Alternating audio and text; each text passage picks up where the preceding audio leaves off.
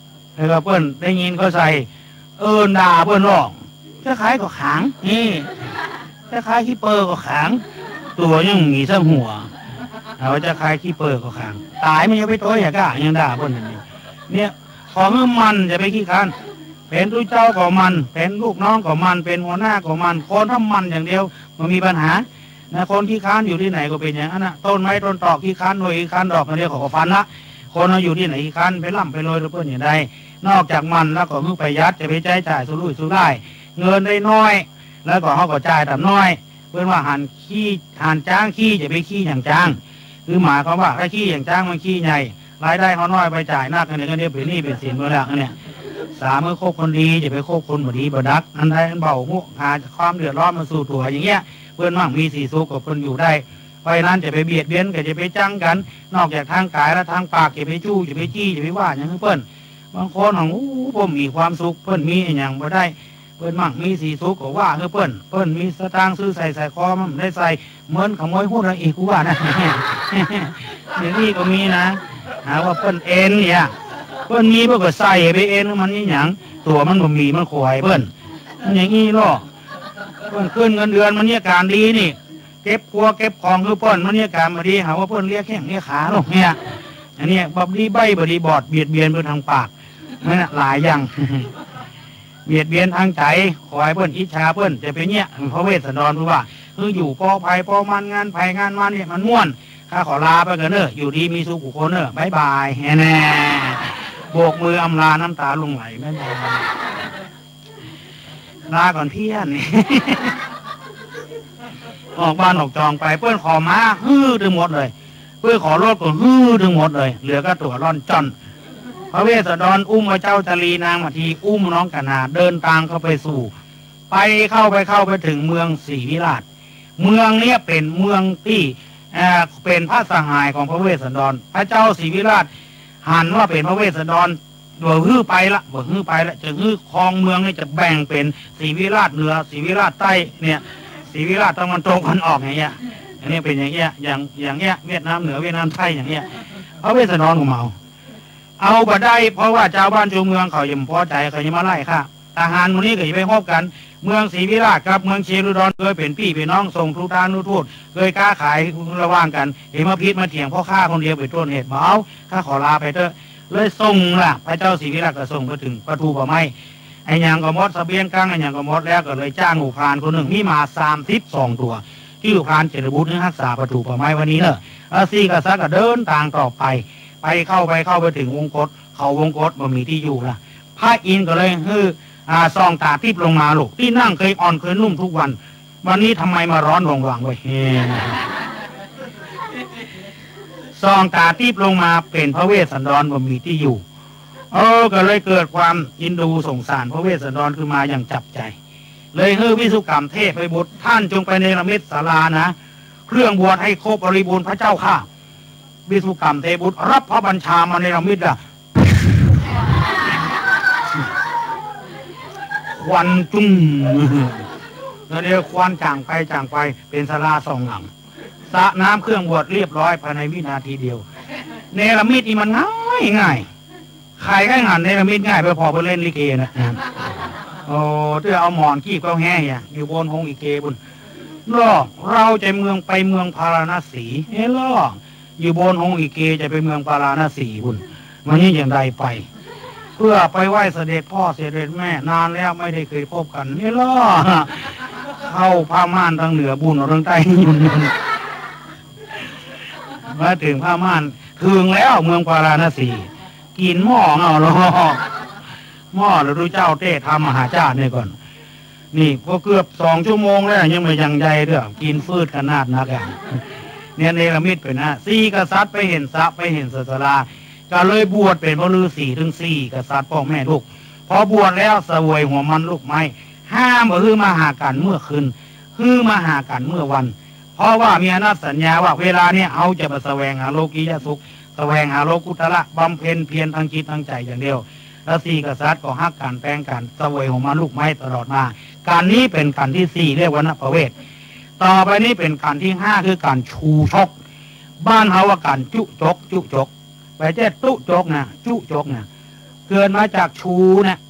ตัวชอนี่เป็นตัวจอหรอเนี่ยไอ้จูอ่ะไอ้เปลี่ยนชื่อคุณบุญชูเนี่ย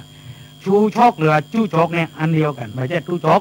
เนี่ยบางคนเกินไปหันหน้าหันตามาแล้วจู้ชกมาแล้วเมื่อก็อายก็ลูก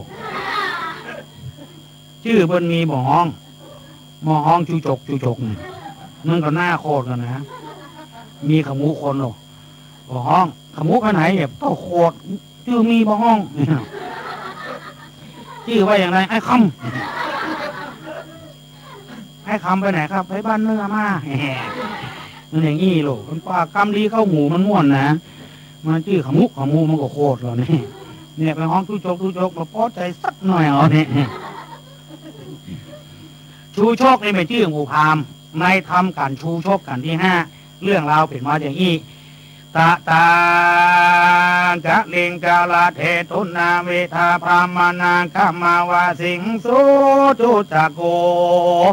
พระมโนภิกังหานชาเลญากังหาปันนาสักตังลาภิตัวเอกัสสมิงปุณณทานังภาเลเจธาติลำดับธรรมเทศนา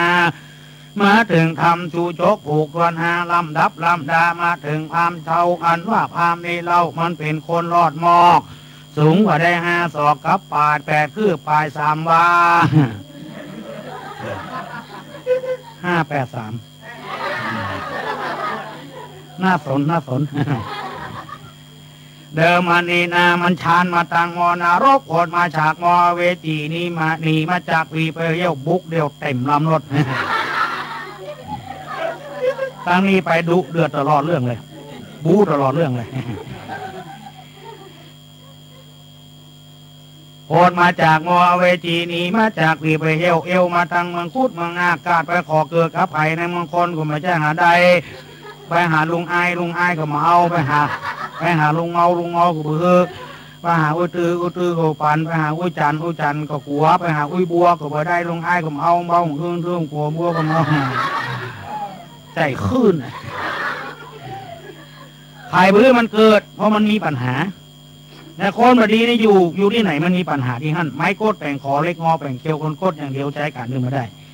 คนบดีนี่คนอย่างไรพอง่ายสังเกตง่ายมันไปหันอย่างที่ไหนแทนที่มันจะเปิงอกเปิงใจว่าโอ้นี่เป็นศิลปะเนาะแต่การพูดกันจาแบบนี้เป็นเอกลักษณ์ของใครของมันมาถึงเล่าเพื่อนเพื่อไปเงียบเวียกเงียการอะไรอย่างครับไปการไปงานเงินเพื่อนมีปอยมีลำเพื่อนเลี้ยงข้าวเลี้ยงน้ำมันถึงพริแกงเพื่อนผู้ยังแกงงุ่นกับบะล้ำน้ำแห้งอย่างนี้โอ้กินของเพื่อนอยู่โฟกัสนี่คนบดีอยู่ที่ไหนก็ไปได้ทำการทำงานหาว่าเพื่อนบดีแล้วมันดีคนเดียวไม่มีที่ไหนเป็นตู้หลวงเป็น10 วัด20 วัดละศรัทธาบดีสักวัดก็เป็นมีที่ไหนแต่นะตัวน่ะก็บดีเป็นคนเท่าอยู่กับลูกกับหลานคนใดก็บ่ได้หาเล่าอ่อนบดียังเพศอย่างยักษ์เอาไปมาคนเท่าน่ะบดียังเพศอย่างยักษ์คนเดียวแต่นะผมใครว่าไม่ใช่ว่าคนเท่าไม่ใช่คนเท่าแบบนี้คนเท่าที่อื่นคนน่ะเนี่ยไผ่บดีกันแน่ยังบ่ลูกเลยอยู่ที่นอนจมเด่นย้ำหนาวมันหนาวร้อนมารับม่วนห้องร้อนลูกตึงหนาวไผ่บ่ลูกเลยแห้งโคตรกูใครตายยังลำเหลียเนี่ยเหรอกูตายจะมาเป็นนกเป็นหนูกูจะมาจับกิ่งไม้พ่อสูอยู่อย่างไรกินจะได้ละแม่นายจ้าลองเป็นก็ให้เขาจะกงจดเนี่ยอยู่ที่ไหนก็บ่ม่วนอยู่พื้นกับล่างก็เดือดร้อนไม่ไหวละใต้ถุนสกปรกฉันนอนไม่ได้เดือดขึ้นหุ่งเจ้าของลำคาญอุ้มไว้บนบ้านอยู่บนบ้านก็ไม่ไหวสกปรกฉันนอนไม่ได้ฉันคันหมดเนี่ยไปไว้ที่นอนกลางมุ้งเรื่มซ้ำเอาผ้าห่มเรื่มซ้ำเปิดพัดลมเรื่มซ้ำก็ยังคันอยู่เปิ้นนอนเปิ้นยังบ่คันตัวนอนตัวคันเพราะอันหยังก็ตัวเป็นเฮือนลูกมันก็คันเนี่ยคือตัวเองแล้วบดีแบบปรับปรุงตัวเก่าเนี่ยปูพามอย่างเงี้ยมันมีปัญหาไปถึงคือมันเกิดไปมาไปขอเกิดกับแม่มันน่ะ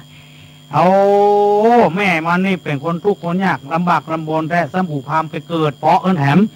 เนี่ยทุกข์เป็นทุกข์ยากเป็นยากลำบากลำบนยิ่งขึ้นไปแถมเอาลาบกับนี่เป็นน้ำเป็นไฟขึ้นมาสู้ยี่น้ำเหลือก็ถึงมาเลี้ยงถ้าสู่ไปเลี้ยงก็ไปฝากกับตุลุงพุ่นก็ฝากกับตุเจ้าขอตุเจ้าเต็กออกมาได้นึกนี่แล้วพ่อมันยังมาเต็กแล้วเขตุเจ้าเต็ก แม่ไปใจเอาแต่เนอะทุเจ้าเนอะไอ้นี่มันค้านเชื้อป่อมันนะไอ้หรอมีปากเขาใครบืนสักวาเนี่ยอย่างมันเต็มทีเอาว่าค้านเชื้อป่อป่อไปเอาแต่เนอะไอ้นี่มันสวกเจ้าแม่มันนะฮะเชื้อไผ่บุหูล่ะอันเนี้ยกำปากของคนเราสอนลูกไปจ้างสอนนะเชื้อป่อเชื้อแม่เชื้อป่อไปแม่ไปเลยที่ล้อไปเห็นหมดล่ะใครเคยได้ยินพ่องละอ่อนห้องป่อห้องแม่บอกห้องละเนอะมันเดียวนะเอาป่อไปเสือเท่าเนี่ยเอาทุเจ้าไปเสือเหลืองมันดีใบบดีเงาเนี่ยเป็นทุเจ้าเนี่ยมันจะอาถรรพ์จะได้งงไปได้ละอ่อนดีได้เปิ้ลสักเดือนนะพรใดไอคิวส่งมีความโง่นี่เอาไว้ใจส่งไปเฮียนเสียเงินเทอมต่อใดบอกว่าอนาเสียล่วงหน้าก็เสียอันบดียูไปวาดปุ่นไปฟังก็ด่าลูกเขาเถอะขี้ข้าเนี่ยเหลือไปอยู่ว่าได้ปะอย่างทุเจ้าไปหัวหน้าพักคนขี้ข้าใจอ่อนบักใครอู้นะมันเป็นเรื่องส่วนตัวเนี่ยเศร้าส้อยเป็นทุเจ้าเลยนะน่าชื่นอกลมเจ้าหมาไปปล่อยว่ากับหมาแม่บุญหมาผู้เบาไปว่าหมาว่าเกิดรักกระดูกผู้ว่าแต่เหมาะแล้วหมาเขาเกิดเอาตัวแม่มาปล่อยวัดมันหมายความว่าอย่างไรว่านั่น4 ตัวเขาไปปล่อยแล้วอ่อนห้องไปพองตัวลุงมาพอยเนี่ยไอ้ยัง4 ยอดกุมารเห็นหรอเป็นมาแม่ทั้งนั้น4 ยอดกุมารเนี่ยบางคนด่าลูกโสไปว่าตนกินแล้วไปไหนสบายอย่างตู้เนี่ยภายว่าตู้สบายเป็นตู้น่าสบายบ้านกับต้องเจ้าเข้าผมต้องซื้ออันนี้หาบะเทียงอะยอมฮักอย่างลูกผู้ชาย อันเข้าได้มันเดือดร้อนอันกลับมันปุ่นบอกมันเนี่ยคนเดียวไปจ้างหรอกขอไปโดนเสียยามมันในกับแม่นมันทั้งนั้นเลยยามพักรักกับพักรักเป็นพันโตเมื่อวันที่แต่มหาบดีเนี่ยมันเข้าเล่นเสือล่ะมัดกระดึงกระดังต้องมัดเขาเฝ้านี่มัดพักรักนะยามหนอก็หนอไปหนอเงาใบใจมันมาล้ำมันก็ล้ำมันหังนักเงาลงไปกองโภชนาการบอกว่านอนี่นะบอกเป็นประโยชน์กับร่างกายเนอะพอออกอย่าไปกินมันนักมันเป็นกากทำขับถ่ายง่ายบ่ได้นอนี่นะจะมีอย่างอะอาตมาพิจารณาในนอนี่มันมีฮอร์โมนนะมันมีฮอร์โมนแต่สังเกตได้พอทุกเจ้าเนี่ยทุกเจ้าปวดเงินนะแร่งเข้าหัวล้านไปที่คือกันเพราะไม่มีฮอร์โมนบำรุงรากผมเนี่ยจะไปกินมันนักกินมาให้พอดีเนี่ยยามอากาศนี่กับอากาศไปอากาศเงาเราบดเดียวเล่นมาเป็นยามแล้วเด้อรวดปีรวดแรงอ่ะสร้างมีเกษตรตำบลนี่จำเจ้าบ้านปูอากาศของเขียวสยามวันนี้เขียวสยามใส่หมูฮิปปี้เนี่ย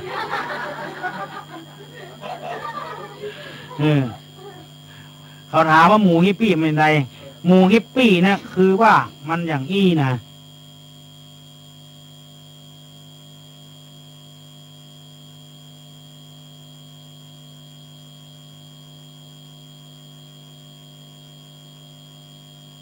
เขาถามว่าหมูฮิปปี้เป็นไรหมูฮิปปี้เนี่ยคือว่ามันอย่างอี้นะคือว่ามันเขาคูดโผล่มันเสียงขนยาวๆสูงหิวอันเนี้ยหมูฮิปปี้มันต้องลงมือนักมันถึงเป็นคนนี่มามันตีมือมาละหมูฮิปปี้เนี่ยแต่ก่อนมีดูเจ้าโตหนูดูเจ้าไทยหรอกมันนึกไอ้ฮาติดมืออร่อยไว้ไอ้ฮาเนี่ยสวยไว้ไอ้ฮาเนี่ยไอ้ฮาหมดละนี่มันจึงมีโลกคนมันย่ามปากละแต่ก่อนมีคนไปหมาเถอะเนี่ยมันเงาว่าหมาเถอะเนี่ยคิดเงาว่าหมาเถอะมันนึงหมาเถอะจริงๆละแต่มันก็รำคาญอุ้ยอันเป็นหมาเถอะนี่เปิ้นมือว่าบ่ฮือว่าบ่ฮือเป็นว่าเป็นหมาเถอะนี่นะแล้วเปิ้นจะเอาควายตัวเขาก็เอาคำบ่าหมาเถอะมันติดปากรู้เจ้านี่ไอ้ห่านะวันหนึ่งผู้ใหญ่บ้านไปวัดไอ้ห่าแต่ผู้ใหญ่บ้านไอ้ห่าผู้ใหญ่บ้านมาวัดสายเว้ยนี่หรอกโอ้แก่บ้านโคตรแหละทีนี้จะได้จะไล่ผู้เจ้านี่จะไล่โดยสันติวิธีละแบบแนบเนียนที่สุดไปบอกผู้เจ้าบ้านเจ้าจองว่าผู้เจ้าไทยตัวนี้นะบ่เหมือนเปิ้นมักอากาศจอนี่หรอกถ้าจอไปอากาศมันเปิ้นก็จะอยู่กับเราเนี่ยตลอดปีตลอดชาติเลย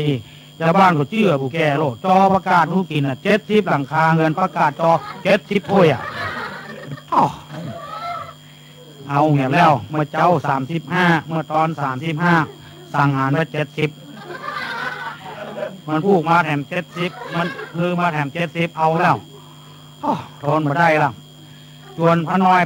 เดินขบวนน่ะก็ท่วงบาก็ยืนประตูฮั่นจัดแถวเป็นอย่างหล่อกำค้อนคนอันพระน้อยฟังคำตุ้นหลวงอยู่ที่นี่นะถ้าอันตรายเกิดขึ้นบอกให้ฉันนะเดี๋ยวไม่อุ้ยมาแล้วที่อุตสาหประกันช็อกก็วัดมันต้องย่องหรอกอยากขยับไปเยื่อนอยู่นิ่งๆนี่เนาะกองไม่อุ้ยมาจะโลมาตุ้ลุงไปก่อนแล้วสต๊อปนี่แหละยังเป็นห้ามมวยเนาะสต๊อปโยมแกงอะไรมาส่งเขาวัดนี่หรอไม่อุ้ยหันท่าพอดีนะกูเตื้อประธานเตื้อพระน้อยกับค้อนคนอันสาประกาศจอวางยกมือไว้เอาวันนี้ปูเขียวหางดอกนะนี่หรอเขียวหางดอกมันหมายถึงไก่เนาะไก่เขียวแล้วก็หางมันขาวเนี่ยเขียวหางดอกกองผู้เขียวหางดอกมันคือได้ไก่ห้วยไก่นี่แหละ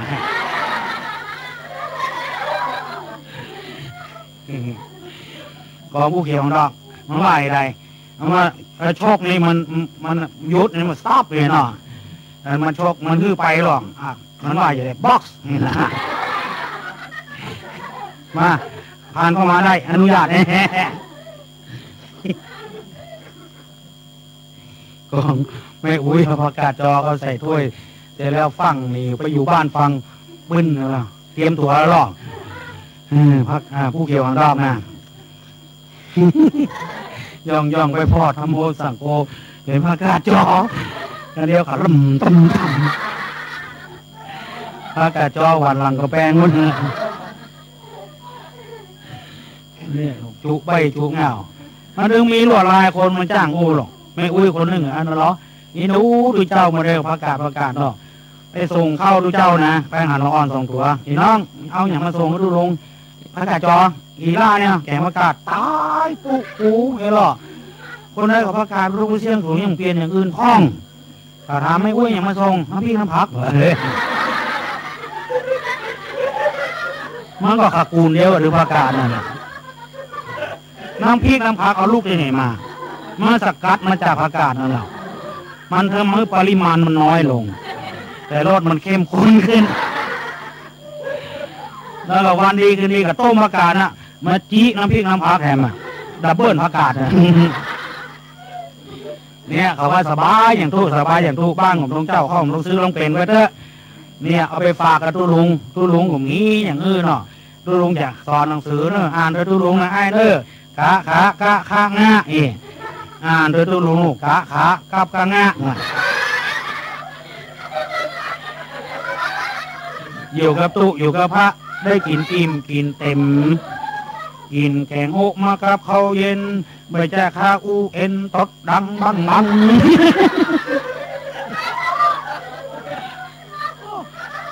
ตู้ลุงหันมาเป็นการนั่นเองเกียกระโถนกว้างว่ะให้ไปหาพ่อมาหรอกระโถนเป็นน้ำหมากนี้คว่ำใส่หัวมาโลกน้อยหน้าน้อยตาซามพอแดงดำขาวเขียวไม่ไหวแล้วเว้ยมันสมองเละหมดอันแดงนึกว่าเลือดอันเขียวนึกว่าอ่อนเนาะใจโลอันแดงเป็นน้ำหมากอันเขียวมันแถมวัสดุนึงเอาปากกาอูในที่ทารกำนันตาอู2 กับ 2อย่าว่าคิเตอร์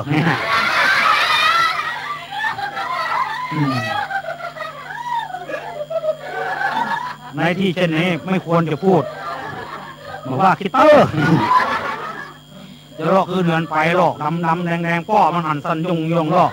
ลูกคนก็คนฮักลูกหมูก็หมูฮักอย่างว่าเป็นยังไงน้อยเลือดจะเป็น1,000 cc บนนี้คำนวณเสร็จเลยผู้ลุงข้างหัวนี่ป้อโอ้อย่างนี้น้ำเหลือตายกับลูกข้าไอ้แน่คำนี้พาอยู่กับเขาแล้วมาอยู่กับพ่อเลยแพ้ว่าถ้าเป็นห่วงอย่างเน้อน้อยปีนี้นะตึงพ่อตึงแม่คิงนาเนี่ยนากระปีนี้นะตึงช่วยพี่ตึงช่วยน้องตึงเข้าตึงนาใต้นาเหนือตึงปั้นหิมวัดมดกันนะเมื่อได้สักเม็ดป่อไม่หรอ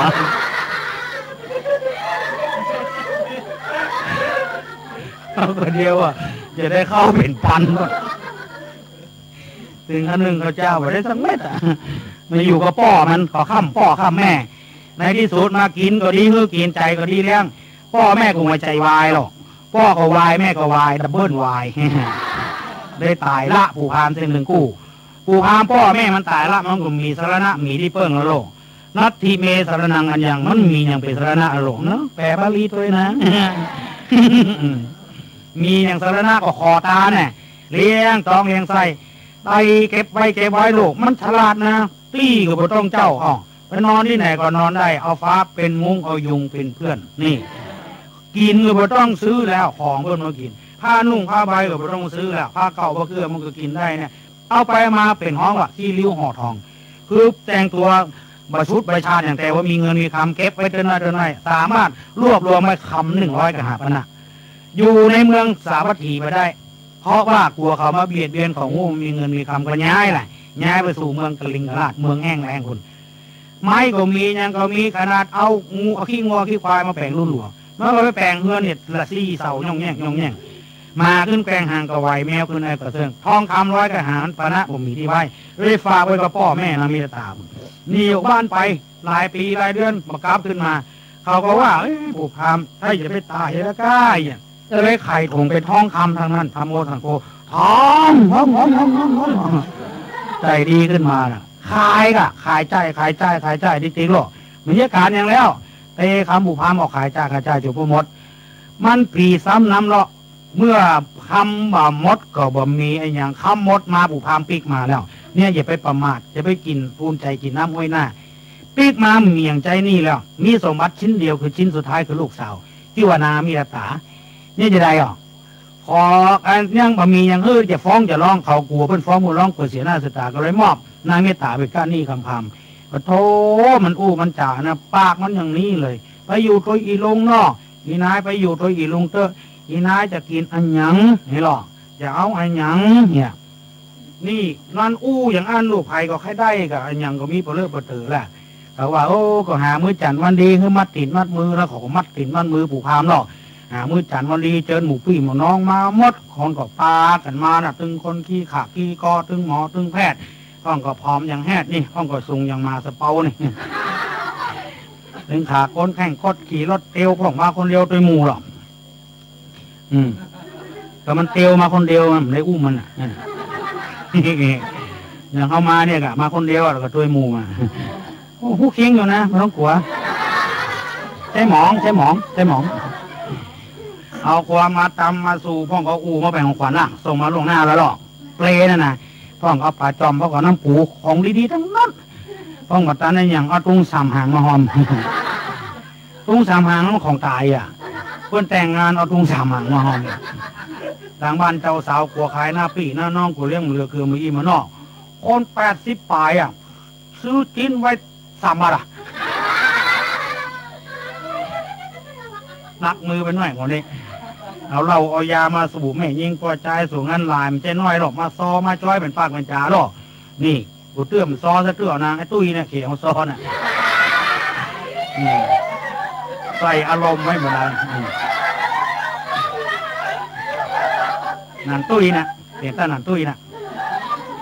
เอาประเดี๋ยวเนี่ยในวงสุรามีปนในตาเป็นเขาเนี่ยเขาถึงห้องในตาเนี่ยแล้วมันอู้อย่างมันถึงเห็นป่ะนะอีเท้าหลังอีละไปไหนไปตรงเขาว่าป้าน้อยนี่แกหรือเปิ้ลเขาป้าน้อยห้องขวานเนาะเบาป้าน้อยมัดมือเนาะเบาปาดข้อปาดภัยเนาะเบาเอาป้าน้อยเปิดโคศกตกลงนี่แหละเขาประกาศสวัสดีพี่น้องทั้งหลายพี่นั่งอยู่ข้างหลังพี่นั่งอยู่ข้างหลังขอเชิญขยับมานั่งข้างหน้ามานั่งใกล้ๆนั่งเมิน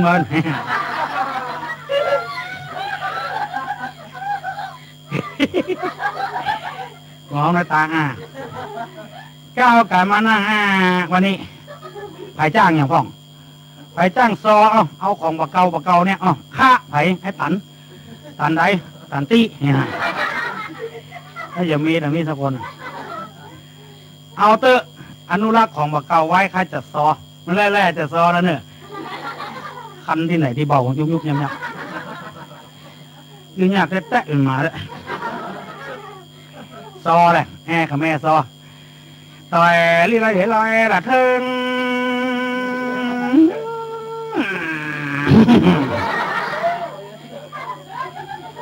บ้านเมืองสมัยใบเดียวมันอย่างมาหิยากมันอย่างมาหายากเข้าลิตร4 บาท5 บาทพอขอขี่อพอลโลขึ้นเหยียบผิวพระจันทร์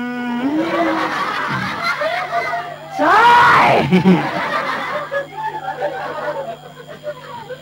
เจ้าเงยเอ็นเลยเมื่อเดียวพี่น้องสถาปีป้านาอาก็เป็นลวงเป็นลายโอดเอาพร้อมใจกันมานั่งฟังทูเจ้าเพื่อนเอาธรรมมาเทศนามันเป็นนาบุญไปตั้งจะเลี้ยวนะบ่ได้กะเกี่ยวตัวต่ำมาหาวันนี้นะมาปะพี่น้องเอามันเป็นวาสนาเจ้าแม่ลีเมื่อปีแล้วใช่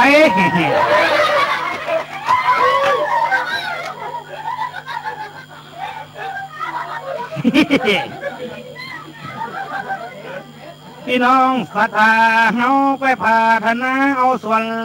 กุศลไปนะเอ็นเลยกุศลส่วนบุญกุญตานที่พี่น้องปองวงวานปากันได้คืดคอคือได้ปืดเอาไปเกิดสวรรค์ถึงเนรปังกัดที่ห้างกันตา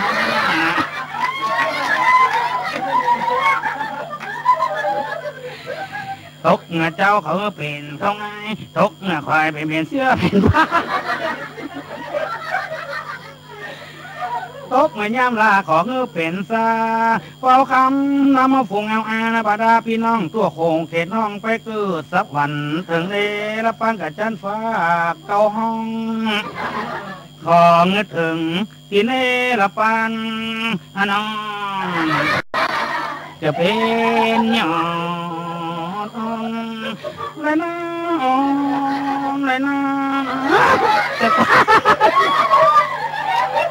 เอ้ยนายมนอะไรฝูงเอานะผาดาพี่น้องก็มานั่งซ้องมากวงหลวงหลายมีตึงปออุ้ยก็มีตึงไม่แยกก็ตึงจะก็ตึงเขาก็ตึงแก่มาเดี๋ยวมาฟังทูจกอันกำตะลงมาเป็นของมาแน่ขอครับวิตานายป่อนายแม่ยกโตดเธอเจ้าแม่ลิมเยี่ยมจริงๆ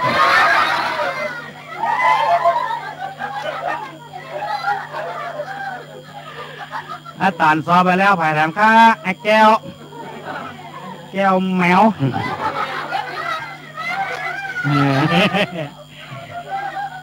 ก็ยังมีตรงนี้อ่ะกันมีสุมาด้วยต่อไปไอ้แก้วบะแมวเจ๊หมองจ้างยังข้านี่จะซอไปแถมยังมันมีซอเจียงใหม่จับปุพะลอซอเพลงพม่าซอเพลงเอวโอ้มันมีหลายอย่างหรออันนี้ใครจะซอพะลอมันยังแควนหน่อยมันทำบรรยากาศให้ชุ่มชื่นหน่อยจะซอพะลอแลละลิวไปสุดเจนสายตากินสุรามาเมาเข้าบันลอยครอบครัวนึงบอกข้างมันเตะหม้อมันเตะไห้ถ้าเมียมันล้นเข้าไปมันเปียกผมเมียมันไว้เงินอย่างมาตุกอกอย่างมาตุกใจหวั่นไหวหนีบแน่นปัญญาก้างแก้นเสียเมียมันย่ำเต็ม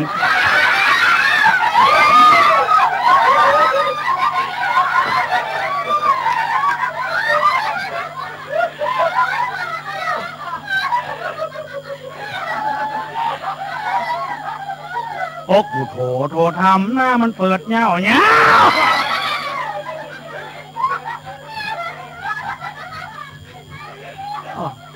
น้องตายแล้วเนี่ยเสื้อเมียมันง่ามคอเสื้ออย่าง จำไว้เนอะไม่ออกก็จายนี่นะที่ตายเขานักไม่จะตายจะไม่กลัวเขาเกิดเขาก็มีไปเกิดเรามีไปเกิด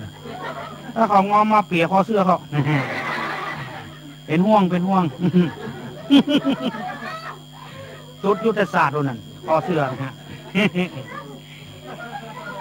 หมดไป2แล้วจ้างซอ3 คนแล้วต่อไปแผงข้าไอ้ตาใดตาโว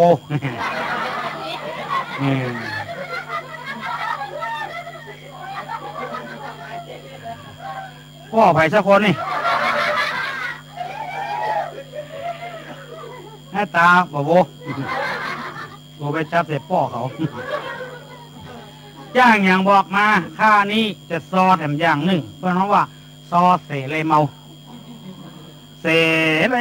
ฟังเตอหมู่เฮาพี่น้องบ้านเมืองสมัยเพื่อกระตึงจอบแต่งเพื่อกระตึงจอบย่องเกือบดาตรวจต้องบอกว่าบ้านไหนเมืองน้อยถ้าบะเจื้อลองไปส่องพอเตอห้องคิ้วจัดใหญ่ใครฮือมันกง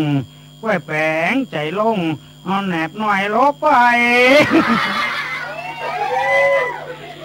นายแม่ในเสียน้ำตามันไหลก็เจ็บใบเจ็บเงาถึงแล้วก็เวลาค่ำก็ค่ำมามอยคนเท่าคิวบุมีสลิดบดีไปอมน้ำอ้อยพอมันย้อยเป็นเส้นเป็นสายโอ้ปุถโธธรรมโมเสียเตอะคอยปากมันเพ้อหันบ่เป็นไรนายแม่นายปัญญาเมืองไว้ปิดดินไว้เราเถื่อนหูมดอัจฉริยะบุคคลเราเถื่อนมีที่ไหนก็หูจ้างซอ3 มดไป3 พอดีเหลือพ่อนานคนเดียวเป็นคนสุดท้ายขอพ่อนานพ่อเคาะไม่เอานั่นล่ะเป็นไทยเป็นไงไม่สบายเป็นไรไม่สบายเป็นอย่างเป็นไข้มาเลเซียไปเที่ยวหาเด็กเขาเอาข้าวหลามให้กินกินข้าวหลามวันเดียวมื้อ2 บอก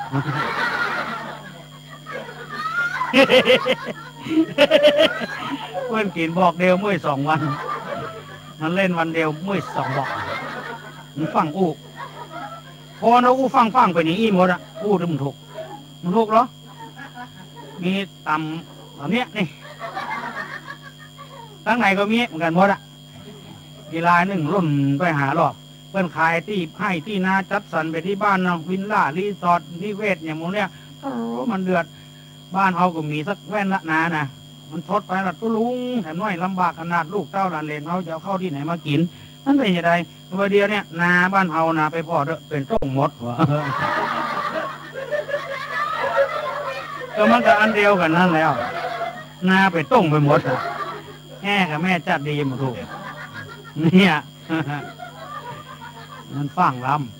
ำอาเตอร์พ่อนานไม่กี่บอกก็จ้างเถอะ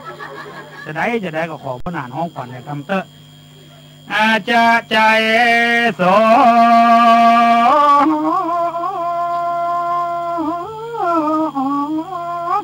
อาจจะใจหน่วยจะในวันนี้ก็มาเป็นวันดีบ่เศร้าพ่อนานจากห้องขวัญเจ้าจงรีบเร็วมาขวัญแอวเฮ้ยย้ายมาอยู่ที่ต้องขวัญน้องขึ้นมาอยู่ที่ขา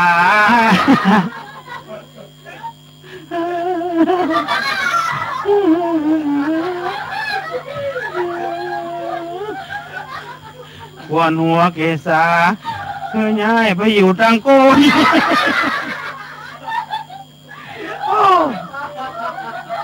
ลุงลังนานตุ้ยในลุงลัง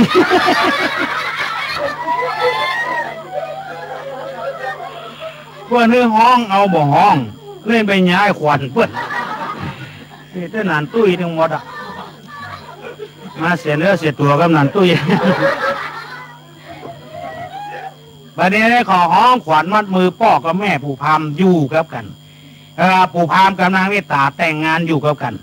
อยู่ด้วยกันเอาเข้ากับปลาอีนายไปอยู่บ้าน โอ้หมอที่เข้าใหม่ประมาณจะได้ไปเชื่อปลาเมียบุยบ้านนึกว่าจะมีเงินมีคำพอออกไม่ออกมีเงินสี่เสาไอ้แท้ย่องแย่งย่องแย่งมาขึ้นแป้งห่างกระไว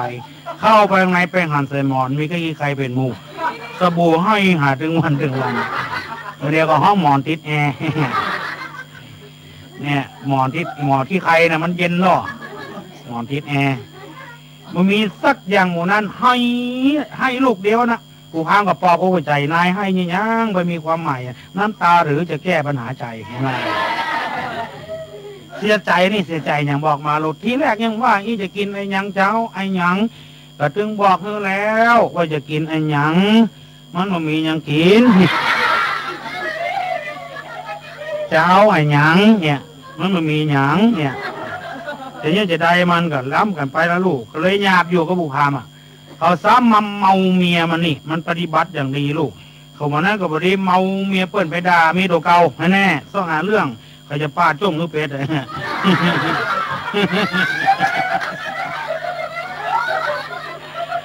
ก็เนี่ยเพื่อว่ากรรมไปกรรมขี้เดือกรรมตดเนี่ยเพื่อนว่าไปหันมาเมียเปิ้นไปเมาเมียเปิ้นไปกรรมตดอ่ะเนี่ยกรรมขี้ดีกว่ากรรมตดอวดเมียเขานี่กะไปอวดเมียเปิ้นนี่อย่าง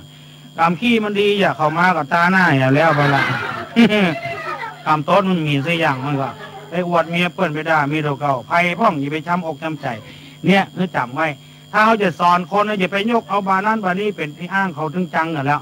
เนี่ยหน้าที่อย่างบานั้นกับเพื่อนยังมันจะไปเอามาอ้างด่าก็ด่าไปอย่างเรื่องเนี่ยคนนั้นกับบูเรื่องของเราก็เลยเป็นผมด้อยไปอย่างเนี่ยเปลี่ยนอย่างอี้หรอกเขาด่าเมียเขายกอันนี้เมียตาเมื่อเข้าไผ่กับโยกมีตาเมื่อเขาจังอ่ะป้าที่ไหนด่าที่หั่นไล่ที่หั่นก็ประธานกลุ่มแม่บ้านห้องมาประชุมหรอกเนี่ยประชุมสมาชิกเป็นอย่างดีไล่นายมิตาหนีป้าที่ไหนเขาไล่ที่นั่นจนนายมิตาเนี่ยจะได้ไปตักน้ำก็ตักมาได้น้ำได้ต้านเธออย่างให้ไปหาบุพามจะไปอยู่กับพ่อกับแม่บุพามตึงคือมันไปจากอาสาดังไฟนึ่งเข้าตักน้ำโพหลัวผัวจะทำนะมิตามาเอาผัวเมียอยู่กันต้องหาเจอกันจะไปวางท่าวางทางคือละคือผัวหาคนเดียวคนเดียวไปตันกินจะได้มือเนี่ยมันเกิดมาถึงสองเบื้องก็ช่วยกันกำช่วยกันเกี่ยวช่วยกันทำงานกันไปทำงานเบื้องเดียวเบื้องหนึ่งมาทำตายก็ตายกันช่วยกันผัวก็ได้เมียก็ได้ไปสองได้ละนี่จะได้ปุ้นไปเสาะหาละอ่อนมาเพ่งขี้ข้าพญาเวสสันตระเพิ่นไปบวชเป็นฤาษีเพิ่นไปขอลูกเพิ่นเถอะเพิ่นถึงกันไปจะอยู่กันไปกูอยู่ผัวเมียมันหนีบอกคือนางเก็มครอบเก็มกลัวลูกหักษานวลสังวนตัวเนิ่มต้องออกบ้านออกตองไปไหนเนอะไอ้ขี้ไอ้เยี่ยวเล่นแต่บนหัวเขาเนี่ยสอนบดีใบมันดีเงามันก่อนนี้จะได้ลาเมียนออกบ้านไปให้ก็ให้เขาไปสู่ป่าไม้ไพรโซนโลงหนทางเขาไปสู่เมืองแขกหรอกไปถามแขกไอเฮียมาอย่างนี้ห้องแขกเป็นไอเฮียอีนี่ใช้ไม่ได้ชิงชูมีมาเรียกชูนี่ใช้ไม่ได้ที่ว่าอย่างไรอีนี้ชูเพราะนานมูลแขกที่นานมูลการว่ามันลบจากเมืองแขกหลงหนทางเขาไปสู่เมืองญี่ปุ่นทำอาริงาโตอานาตะไปหมูสักคนนี่เรื่องเขาว่าอย่างหมูการว่ามันลบจากเมืองญี่ปุ่นไปทางเวียดนามเจ้าเว้าพาช้าคอยได้บ่เนี่ยเว้าได้เว้าให้พังดูเบิดไปเดินดำหำเฉาการว่ามันลบจากเมืองเวียดนามลงหนทางก็ไปสู่เมืองศรีวิราชเมืองที่พระเวสสันดรไปพักที่อยู่ทีนะที่จะแบ่งเมืองครึ่งนะไปให้หาพระเวสสันดรโลกเขาก็ถามมาลุงลูกที่ไหนมาจะไปที่ไหนปู่พามันบอกคือมรลูกเมืองกลิงกราชมาจะไปหาพระเวสสันดรไปเยี่ยมไปใจเขาก็มาปรึกษาหารือกันว่าปู่พามคนเนี้ยอยู่เมืองกลิงกราชเจ้าเมืองกลิงกราชไปขอจ้างเพื่อพระเวสสันดรหานว่าเปิ้นใจหม้อใจง่ายเนี่ยป้าก็ลุ่มไปขอของเปิ้นปู่พามคนนี้มันมีเจตนาบดีป้าก็ไล่ฆ่าแหละปู่ปีบาเข้าไปสู่ป่าไม้ล้อมคาซ้ำว่าไปปะใส่มาพันเจตบุตร32 ตัวไป ป้ากันมาลุมเห่าเท่าลัวเก่ากลัวตายมาพันหลายเลี้ยงไว้เต็มป่าไม้ไล่เลยครบตัวหนึ่งชื่อว่าผู้ตาบมันจ้างสูบทราบจอมหอยตัวหนึ่งชื่อผู้ดำมอยปกหางล้นคางพับป่าเสียงลอยถีตัวหนึ่งชื่อบุคคลลิงญีจอมจอจ้างหุ่มล่อคบเสือตัวหนึ่งที่มาคำเครือคบแหนบกันมันขันกาบถึงบ่สวบ่วางเอามุยง้างกลางจิงจักออกใดตัวหนึ่งชื่อว่าไฟเดือนห้าตัวหนึ่งชื่อว่าฟ้าเดือนหกหันยาโจกบ่ได้ไล่ตันใจตัวหนึ่งชื่อว่าดาวเสด็จลงป่าได้7 วันมันก็ยังพันขึ้นมาฮอดตัวหนึ่งชื่อผู้ดำปอดตาแหวนเห่าเสียงแข็งเหมือนดังฟ้าผ่ากองตกม่อนแดนดอยตัวหนึ่งชื่อบะคำมอยเป็นหมาเก่ามาเกลือย่อมไล่เนื้อตันต่างตัวหนึ่งชื่อว่าหมาแดงเจ้ามันหักมันแปลงผูกเอาไว้หมาตัวนี้ในตัวมันใจใดกู้อันสีตินมันยันอองเต่าปากมันเอาหาแลนตามันเงนะหางเพิงหางหอกหางมันยอกเข้าหูมันฝังหาเจ้ามันเลียกมาเอกประสงค์ตัวหนึ่งที่ว่าจะเรียกใจไว้อันใดมันก็ไล่คบไล่กาบตัวหนึ่งชื่อว่าผู้ตาบตาแหวนตัวหนึ่งเห่าเสียงแข็งเหมือนดังฟ้าผ่าก่อนตกม่อนแดนดอยตัวหนึ่งชื่อว่าหมาแดงเจ้ามันหักมันแปลงผูกไว้ตัวหนึ่งชื่อว่าธรณีไหววาดโต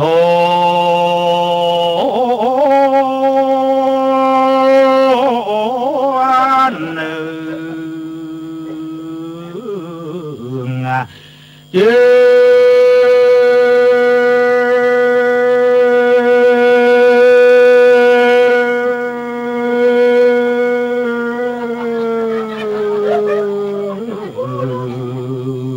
มันว่า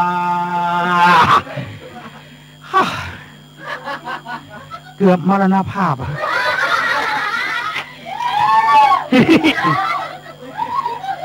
เกือบมาเสี่ยงบุญกับหมาแล้วนี่โอ้เกือบมาเสี่ยงบุญไปสู่บุญกับหมาแล้วนี่เก็บบดีก็เจอมันว่าสายฟ้าฝาดอรณีหมู่มาดี32ตัวมาไล่ขบปู่พามเท่าล้นคืนทนไม่สานกิ่งไม้การเยาะใส่ไม้เป่าเวาป้าไม้สีเสียดเดียดป้าบ้าบดีหมีนีป้าลำไยไปหาพักละเยาะป้าบ่โอนโจโลไปมาหัวรวบป้าไม้ยมงมหันษาป่าวาป้าไม้สีเสียดเดียดป้าบ้าบดีหมีนีป้าบรมแรงกิ่งแห้งมีกระบอกเกาะไปเกาะกิ่งตายกิ่งไม้จัดไงนะทนน้ำหนักมาได้หักแขะกันมาเงาะกิ่งจัดไงหักน้ำแขะกันมาตกลงมาตึงผู้พามตึงกิ่งไม้ตึงกิ่งไม้ไผ่ปึ้งไผ่บ่ได้สักคนอ่ะโอ้กิ่งไม้ห้องอ่ะผู้พามเยอะตกใส่ในเหมืองดังซ่าผู้พามตกใส่หญ้าคาดังปุ่มลูกล่นมาตึงหมดไล่ผู้พามเป็นหมู่ตัวใหญ่ตัวน้อยตัวผู้ตัวแม่ล่นหมดเลยตัวหนึ่งนะขนาดมานลูกเต็มตองยังล่นเลยเพื่อนพวกเงาอ่ะเสียมองเงยอ่ะเนาะหมาเงยก็มีเอาหัวไปต่ำในต้นไม้อ่ะแรงปะทะลูกซดออก3 ตัวเอาลูกมันตุ้ยเป็นลูกบลักนะเป็นผู้2ไม่2อ่ะ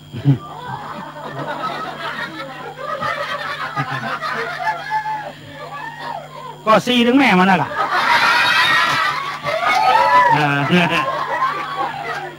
ก็แม่มันก็มาก็นับเป็นหมดน่ะเวลาเพิ่งไว้อย่างนั้นนี่คนเราส่วนมากมันจังลืมน่ะจังลืมหรอกเลยจะไปเวียงเลยเนาะยืนด้วยกันไป3-4 คนรถมาไปคนเนี่ยล่าเพิ่งมาถึง3 คนเลยนี่มันจังลืมตัวอย่างนะก็เก็บเอาดึงเคียเขามันคนใจกว้างลูกเนี่ยกะ4ถึงแม่มันนะมันถึงบอกพอหน้าพอหลังเนี่ยโอ้ล่นเนี่ยละลูกมันขององค์โยกอ่ะลูกมันซ่อหาแม่ในกรมป้าโลกโ เอายี่ใดอ่ะพระแกแห้งเฮาด้วยก้นแม่งอกๆไงกันตายังมาแตกด้วยนะเฮาด้วยก้นแม่มันงอกสวกเงามันเป็นหมาเชื้อนะหมาเชื้อสวกถึงสวกเอาบอกว่าหมาบอกว่าไก่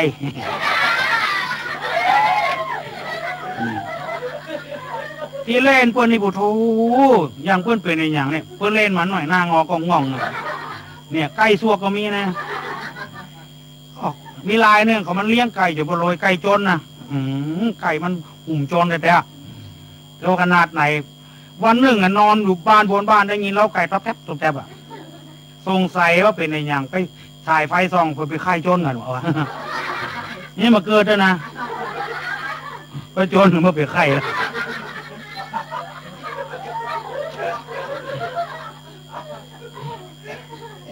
เนี่ยเชื้อใดเชื้อนั้นหรอ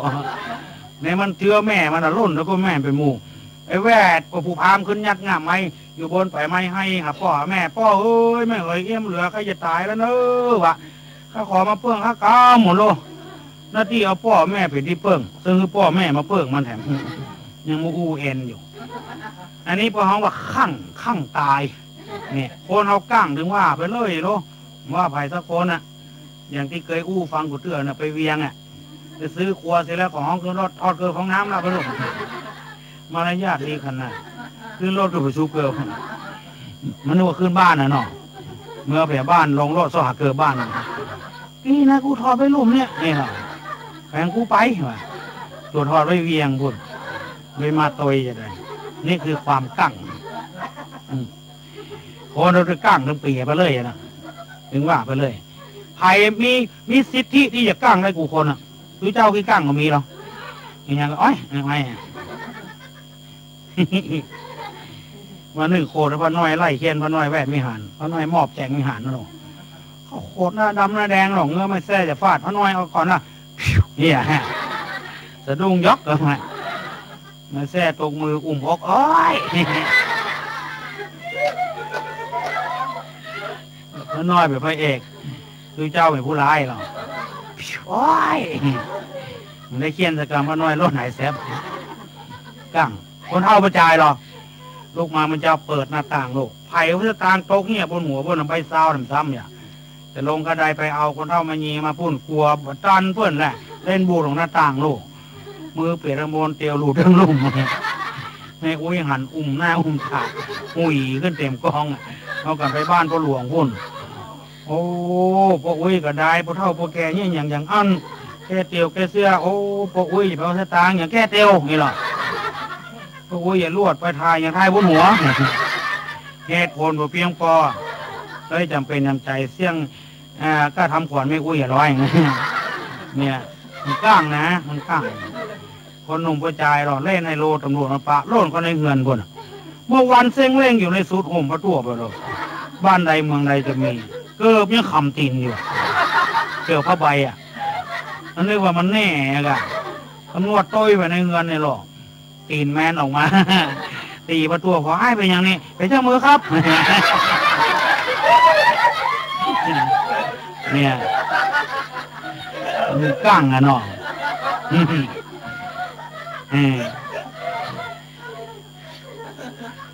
เขาชวนไประเบิดป่าอย่างมันก้างเขาคงหูอยู่ไปเคมันกำระเบิดเขาอยู่บนบกคอลงมันยังไงเผาระเบิดกำสันยุงยุ่งระเบิดเพื่อจะแตกเอาจ้วงมันบกอย่างแล้วมันวิ่งลงน้ำเอาเพื่อนรอดเอามันตายเอามันรอดเอาเพื่อนตายคนเดียวแล้วที่เอาระเบิดลงน้ำเอาเรือขึ้นบกมันวิ่งลงน้ำเนี่ยก้างเนี่ยคืนวันนี้วันข้ามถึงหมดแล้วพวกวันข้ามถึงหมดแล้วไม่ยิงลุงกูมีตัวสูงก็ได้ผัวต่ำลูกเกิดมาต่ำเท่าเดียวกันโลกอันใดเป็นลูกเป็นพ่อโอ้ยจ้ะหัวผมพอคอกพอแค่มูดังมีในอยู่นี่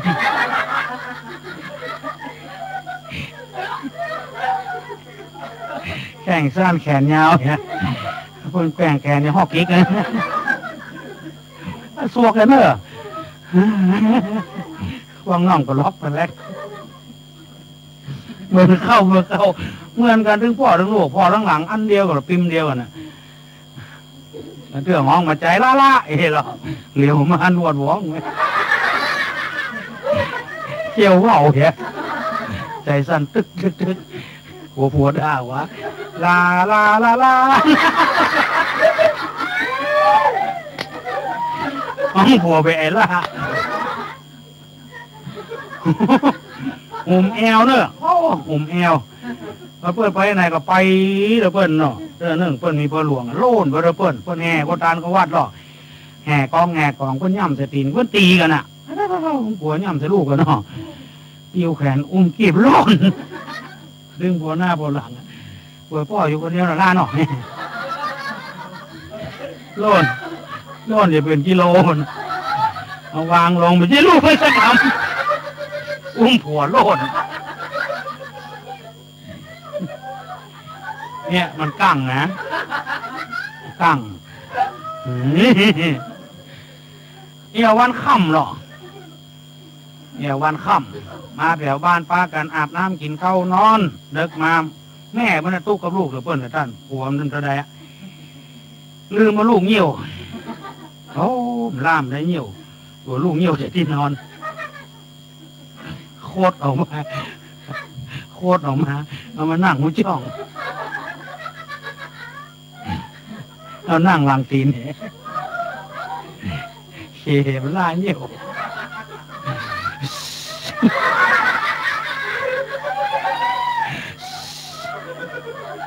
นั่งกับหมูเหลืองของเราเนี่ย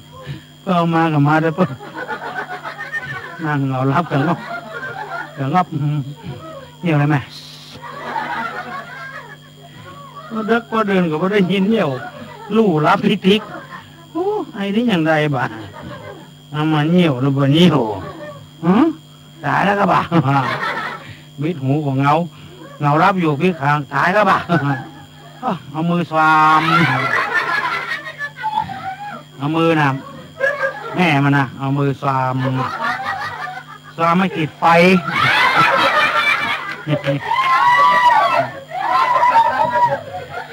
ไปฟังเข้าใจคนเดียวอ่ะสวามไม่ขีดไฟได้ไม่ขีดไฟหรอกมันจะมีไฟฟ้าไอ้นอกขีดไม่ขีดไฟส่องพอหรอกเจ้าซี่เดียวกลัวไม่เห็นน่ะเล่นเกิ่งกับยุ่งก็ใส่บ้านพ่อมาเจอแม่ส่องพ่อมาพ่อมันเต็มตาเลยอ่ะ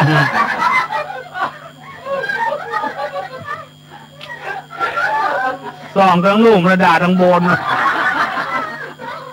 มาเยี่ยวยังบ้าจ้องเสียจอกดังตั้มไฟตาผัวมันออกมากผมเมียมันหันอยู่นะหันไฟตาผัวมันออก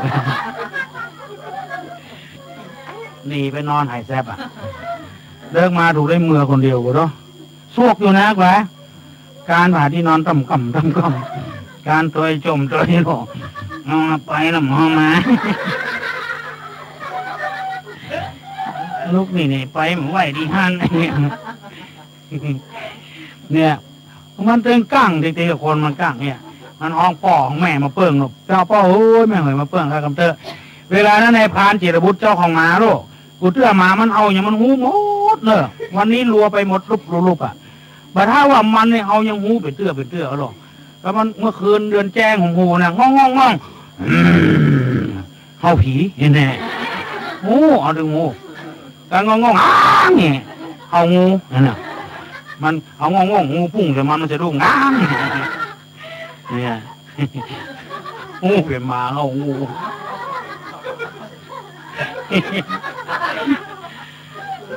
อันนี้บ่งูสักอย่างรัวไปหมดรุบรับอ่ะก็สงสัยแล้วไอ้อย่างนี้กามน้ำไม้เขาไปไกลย่องไผ่บ่งูหรอกลายโคมโคจะยิงโลไผ่กระจ้างเตอะเนอถ้าจะยิงตกแล้วจะเอามีดพาวงอกจะจบเอาหัวใจเฮ้ยพามาเฮ้ยอยู่บนกูจ้าเทวดารักษาประตูป่าไม้นี่ข้าจะยิงละเจ้าเตรียมตัวตายเฮียเจ้าเป็นอะไรตายกูพามันขัวทำไมอย่าเข้าวันสันงมนี่ไม่ใช่มันก็เหลืองเจ้ายังไม่ถึงที่ตายเอาไป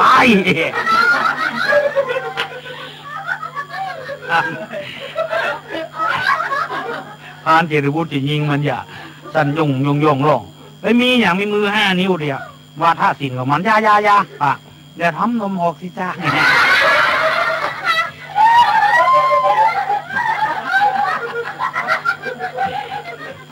ฟังยิงเตื้อคุณว่า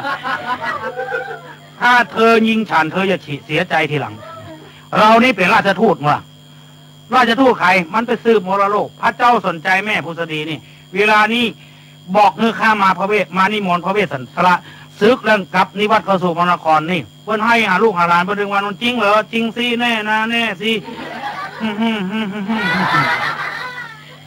นี่อย่างไปรักเป็นฐานโจรต่อรักต่อฐานเนี่ยอันเนี้ยออกแม่ออกท่านทั้งหลายรักฐานนี่สำคัญนะไอ้ยังก็ไปยังมาฆ่ามันเนี่ยยังประหารชีวิตมันเนี่ยเพื่อนต้องเป็นรักฐานโอ้ไปเอาความคิดเอาว่าไปได้ยังไงยังมาซิกเนี่ยทุกเจ้าในรักฐานต้องมาเพียงพอไปเอาก่อนซิกได้ยังไงต้องหารักฐานก่อนเนี่ยมีอย่างเป็นรักเป็นฐานว่าเป็นคนใจอีกโจรต่อรักต่อฐานไม่ใช่ใดรับหูรับตาเนี่ยไปเลยเอามือซามในย่ามปากก็ว่ายังมีบอกเกลืออยู่บอกหนึ่งอยู่ในถุงมันก็อันนี้เอาว่าสมองสั่งงานไว้โลกก็งานบอกเกลือบอกกำได้นึกได้ทันทีเนี่ยคนนั้นมันถึงมีไปเตื้อสมองสั่งงานเนี่ยกองกำบอกเกลือนี่พระราชสารนี่เห็นว่าเนี่ยเมื่อวันหนังสือพระเจ้าสนใจนี่มีในบอกนี่เพื่อนฮือข้ามมาไปส่งพระเวสสันดรนี่เต้พ่อกาเนี่ยละไผ่พ่องจะเต้หนังสือพญาเจ้าเมืองออกงานอาจญาเจ้าตายก็ตายเลยนั่นมาเหลือจดหมายธรรมดานี่นะเพื่อนส่งทิศสแตมป์อย่างนั้นจะไปเปิดของเพื่อนอ่านนะนี่น้องเตอ่านเถอะปรับ500ก่อนติดคอก2 เดือนก่อนนี่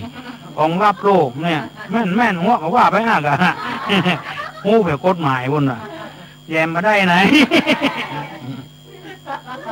เนี่ยอุพานเจรบุตรหันบอกเกือบอุพามนึกว่าเป็นพระราชสาร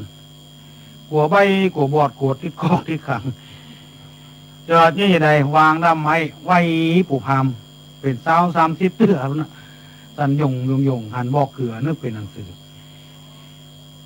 ขอเชิญราชทูตลงทนไม้เด้อไอ้หนอใครจะเลี้ยงมือได้กั้นอย่างสักอย่างใครอยากอย่างดักไว้ฮั่นลงใครลงแล้วเช้าละมาไปมัดบังคับอุพานเจรบุตรมัดมาโอ้เจรบุตรก็จำเป็นโลราชทูตนี่บังคับแล้วคือมัดมาห้องมา32 ตัวมามัดตีเดียวกันมาได้นะมาวันนี้มันจะครบกันโลมัดคนคนเดียวมัดมา32 ตัวต้องเกิดพอหรอตัวหนึ่งมาตีต้นดอกกาสลองตัว2มาตีต้นบะขามตัว3มาตีต้นไม้จี้ตัว4มาตีต้นบะค่าตัว5มาตีเกาไม้พักทบตัว6มาตีเกาไม้พักเพชรตัว7มาตีต้นดอกกาบะ8ตัว8มาตีเกาไม้เป่าตัว9มาตีเกามาสลิดตัว10มาตีเกาไม้พักเพชรตัว11มาตีต้นดอกกาสลองตัวที่12มาตีต้นบะขามตัว13 14 15 16วันนี้วันค่ำกุ้มกับมัดมา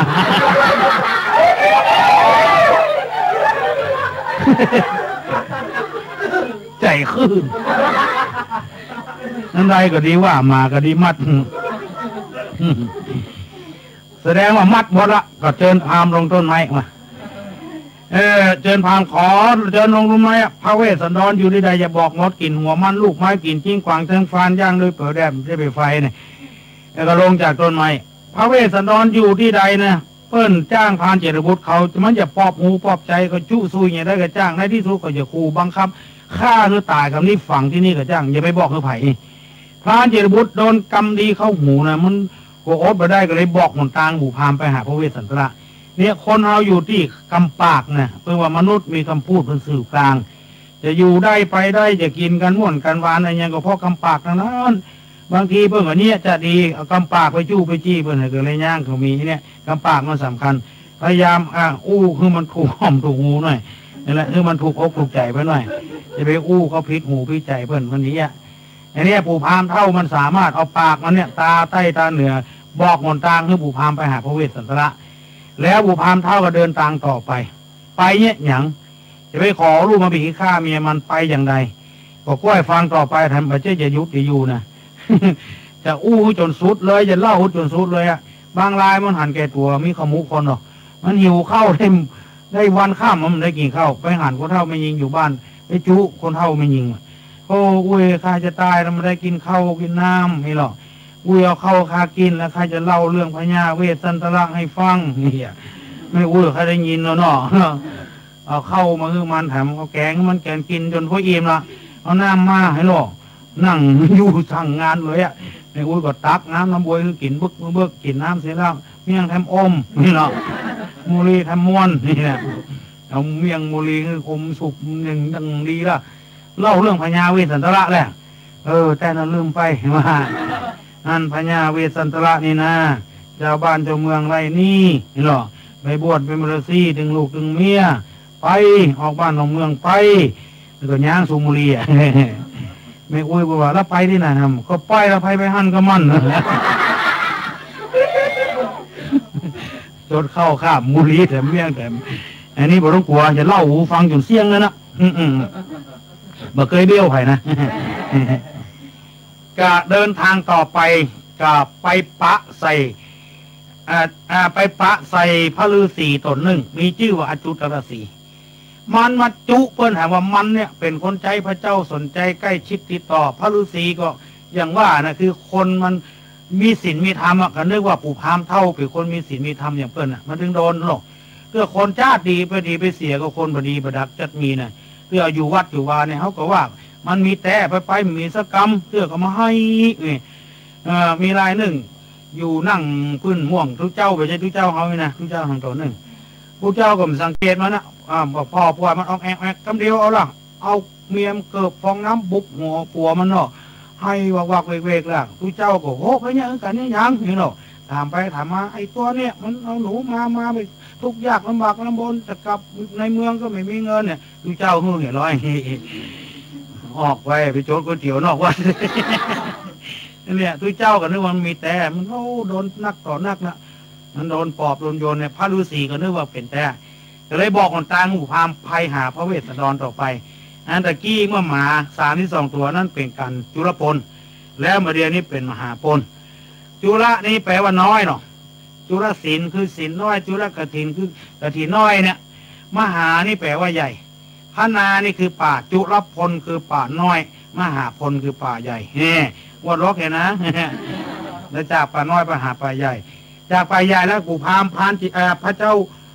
ฤาษีอจุตรศรีบอกคนต่างก็เดินต่างต่อไปทำตอนนี้ก็เป็นการที่8แล้วหรอกการที่5จุจกการที่6จุลพลการที่7มหาพลการที่8คือกุมารบันการนี้เปิ้นจะนิมนต์พระเจ้าได้มีเสียงม้วนแล้วก็เสียงเครื่องเนี่ยเสียงมันน้อยไปใหญ่เต้กุมารบันนี่นะตอนนี้ไปมันเกิดจะคือมันม้วนก็ม้วนแล้วก็มอกมาให้พอดีเนี่ยแล้วก็เป็นเรื่องนิยายสายเจียแล้วก็แฝงด้วยคติธรรมตัวเพื่อจะเต้ว่าอย่างนี้นะโจ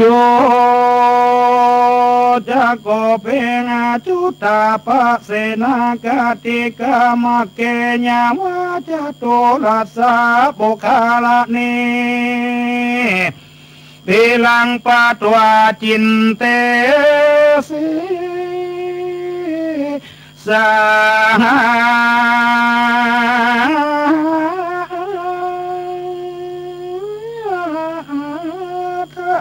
โวฟังอาสะปุเรสะตั้งหลายอาสาโมอันว่าอาสาโลมุตแห่งพระเวสสันตระอันอยู่ไกลเต้าใดจูจะโกปิส่วนอันว่าจูจะกะพามันก็เดินโดยหนทางอันไกลอันพระราศีใส่หากบอกเสียงหนทางวันนั้นแลมีในที่ผมมีหมดอ่ะกูแล้วจะว่าอดตัวอุพานเดินต่างที่พระฤาษีบอกมันเป็นหันที่อยู่ของพระเวสสันดรเวลานี้ค่ำแล้วเนี่ยอย่างเมื่อค่ำเมื่อมืดนี่มันเป็นมงคลจะหรือเป็นมงคลก็ต้องเมื่อวันเมื่อเจ้าแต่วันขึ้นจะขึ้นบ้านใหม่ก็อย่างการต้องเป็นมงคลถึงเมื่อเจ้าเวลาเนี่ยนางมาทีไปป่าแล้วก็ไปมาแล้วไปหาหัวมันลูกไม้มาแล้วป่านี้4 กษัตริย์ก็นั่งอู้นั่งจ่ากันจะไปขอเจ้าตรีน้องกันหาวันนี้จะบ่ได้แน่นอนเพราะแม่ต้องหักลูกเพราะไอ้อย่างมันใกล้ชิดกับลูกกับเต้านางมาทีจะบื้อแน่นอนกูยางไปพอเถอะไก่นะ แล้วมันลูกมันน้อยๆเขาเข้าไปหามันได้เพ้อดิ๊กๆอ่ะพ่อมันเพ้อหรอ แม่มันเพ้อดิ๊กๆอ่ะจะไปขอเวลานี้ไปได้วันพุกตามที่พระฤาษีบอกว่านางมาทีเนี่ยจะไปแสวงหาหัวมันลูกไม้แจ้งไปแจ้งก็ไปละกำเดียวก็เข้าป่ามาละเนี่ยไปขอพระเจ้าจรีน้องกระหาตอนที่นางไปป่าเพราะพระเวสสันดรเพื่อจะบำเพ็ญบารมีของเพื่อนขึ้นนอนเงื้อมผา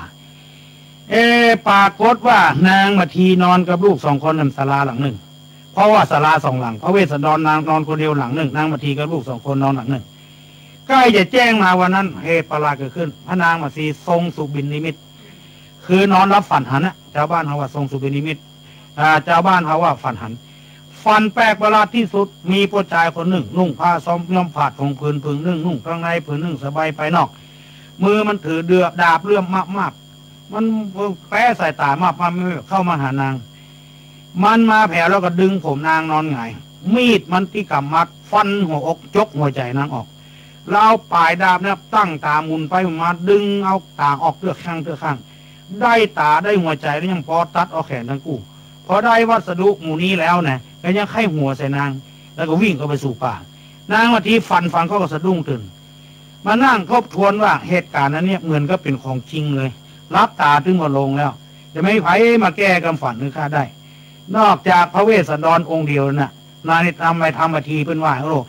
นางกะลุกจากที่นอนวะเวียงยามสังหัดเตียงกลางคืนไปยืนตีปล่อยประตูศาลาโกโกกากบังพระองค์หากรู้ใจไปต่อยประตูศาลาพระเวสสันดรกำลังนั่งภาวนาตอนเจ้าไก่ป่าไก่นางคันเชี่ยวเสียงไงอย่างมาต่อยประตูในธรรมมันว่าถ้าผีต่อยทางบนนี่นะถ้าคนต่อยทางกลางสัตว์เดรัจฉานต่อยไปต่ำมันนี่เสียงทางกลางเลยถามว่าไผมาต่อยประตูศาลานางมาทียกมือไหว้ข้าเป็นคนมาต่อยนางมัตสีเขาได้สัญญากันไว้แล้วตอนที่เรามาบวชว่าเขาจะมาหากันเมื่อวันหรือมากันเมื่อคืนนางยังพยายามลืมกติกานางบอกว่าพระฤาษีข้าฝันบดีจะละไว้มันก็ไปแจ้งง่ายๆข้าก็อยู่คนเดียวบ่ได้มาด้วยกิเลสกามคุณเพื่อจะคือพระฤาษีได้เสียศีลเสียธรรมเสียอย่างขอพระฤาษีแก้กำฝันให้ข้ากันเถอะอยู่นอกศาลาบอกก็ได้นางก็บอกกำฝันอย่างที่เขาเล่ามาพระองค์มาพิจารณาว่าไอ้ยางพ่องที่หักอย่างตาไอ้ยางทั้งหอกอย่างหัวใจและแขนทั้ง2 ข้างดวงใจของแม่ดวงตาของแม่ตาของแม่คือลูกดวงใจของแม่คือลูกนางเราต้องจากลูกเพราะว่าหัวใจของพ่อของแม่อยู่ที่ลูกหมดถึงวันเพื่อนไปโรงเรียนลูกเพื่อนไปโรงเรียนเพื่อนพิงมาหมดลูกเขามาเนี่ยการเนี่ยงานเขาก็ถึงเป็นละไปซ่อหาลูกหาเต้าจนได้จนเป็นกลัวไปตกไปตายเนี่ยบางเตื้อนะละกันได้ไป10 ปีพิงมากันหน้าเมียนะมั้งคือเดินหาละอ่อนบ่เนี่ยคือเดินหาละอ่อนผมจะคือเดินหาแม่มันอ๋อว่ะดวงใจของแม่นางต้องจากลูกไปเห็นแล้วจะบอกให้นางกลัวนางสบายใจแล้วก็หาวิธีที่บัวไปจำน้ำของคุณบุญรู้สึกตัวยังซุยนางแถมจุนางแถมโอ้นางมาทีนางนี่เป็นนางพัญญาลูกเป็นพัญญาโดยสมบูรณ์แบบแล้วเป็นราชินีแต่ก่อนนางอยู่บนปราสาทราชบุรีจะไปที่ไหนมาที่ไหนมีดุริยางค์ดนตรีห้อมล้อมมีแต่งซุ้มแต่งประตูต้อนรับกูอย่างสวยอาหารอย่างดีเลยไปก็ยกมาจับมาเกณฑ์ประเดี๋ยวนี้ต้องหาอาหารคนเดียวแล้วก็แสวงหาของลงมากินแล้วก็นอนกับดินกินกับทรายเนี่ยยศส่งซักรักส่งต่อแต่แล้วมาไปอยู่กับดินกับทรายนี่มันถูกแสดงว่าธาตุของนางมันก็ผิดปกติไปเนี่ยหาวิธีหรอกยุสุยนางแต่ถ้าเป็นอย่างละเนี่ยพาหาลูก2 คนเถอะอันนี้คือกรรมอู้ของคนมันต้องสลับซับซ้อนนี่บัวไปจำน้ำของคุณเมื่อเราอ่อนเต้าป๊บเนี่ยเขาต้องว่าด่ากันมันแต่มันก็ให้ละอ๋อหนูเด็กให้หัวตัวแค่ความจริงไม่ใช่หนูสักน้อยอันนี้เป็นกุศโลบายนโยบายทางกุศลว่านโยบายทางดีนะก็ยังแบบเสี่ยงใจเรื่องมันแบบใจอย่างนั้นนะก็ทำนะก็เก่งใจพระฤาษีก็การมาหาลูกกรรมเดียวก็แจ้งขึ้นมานกกาออกจากห้างออกไปของมันตั้งซอกหากินของไปของมันผู้คนอะไรอย่างก็ยังเอาหู้กันนะอิ่มตักอิ่มต้องอิ่มไส้ก็เข้าห้างมาอันนั้นหมู่นี่ก็ไปนางออกมาทีก็ว่ามันแจ้งมาแล้วปกติแล้วคิดจะว่าประจำวันของเพื่อนก็ไปซอกหาของมันลูกไม้กวาดสลาตักน้ำมาใส่หม้อ เสร็จแล้วก็เอาลูก2 คนไปฝากไว้อยู่กับพระฤาษีเนิ่นลูกเนิ่นพ่อแม่ฝันบดีน้ำไปนางก็ออกสลาไปแล้วก็สั่งติ๊กๆอยู่เข้าป่าพอตะวันออกมาปู่พามันก็ว่าสมควรแล้วตามที่พระฤาษีบอกตามที่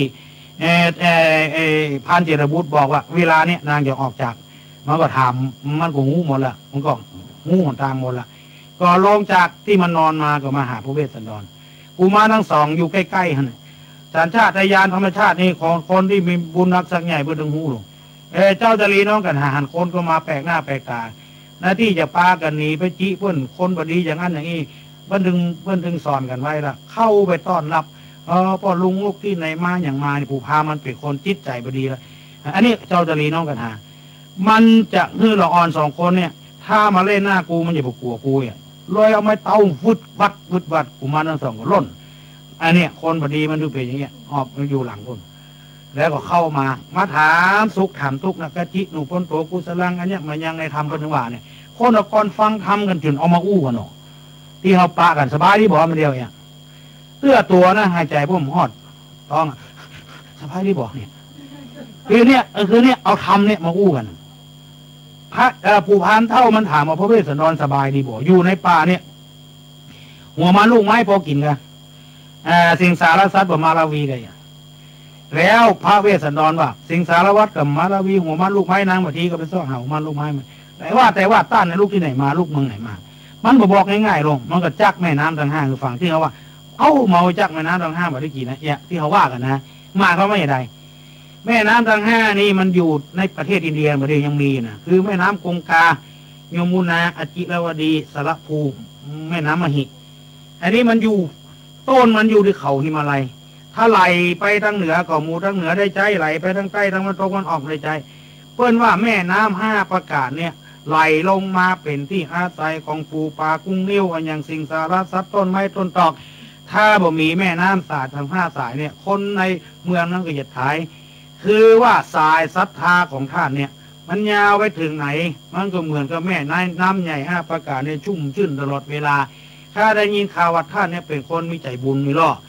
ดูเป็นคนใจบุญข้าจะมาขอเจ้าตรีน้องกันหาเนี่ยอันเนี้ยจักแม่น้ำทั้ง5ไปถามเตอะบัณฑิตนักปราชญ์ครูบาอาจารย์ที่ไหนเขาถึงหมูฟังเฮาเนี่ยพ่อหนานอวดล็อกเลยเพิ่นพ่อหนานตุ้ยเนี่ยแม่น้ำใหญ่5 ประการก็เลยจอกเอาจักมาเนี่ยเพราะนั่นข้าก็เป็นคนทุกข์คนยากต้านก็เป็นคนมีศรัทธาอยู่แล้วมันใจมันตรงกันนะต้านก็อยากจะยึดตานข้าก็เป็นคนทุกข์คนยากมีลูกมีเต้าขอพระองค์ฮือเจ้าตรีน้องกันหาแก่ข้าเถอะพระองค์มาทบทวนว่าไอ้ยังก็ฮือตานหมดเข้าของทรัพย์สมบัติจังหัวควายกับฮือตานหมดยังลูกบ่เคยฮือตานกันเถอะอันนี้ก็เลยใจดีขึ้นมาเหมือนกับว่าคนขอทานแล้วไปปะใส่เพื่อเอาเงินฮือดีอกดีใจจะฮือเจ้าตรีน้องกันหาขอรอท่านางมาทีมาก่อนเพื่อยังเคารพ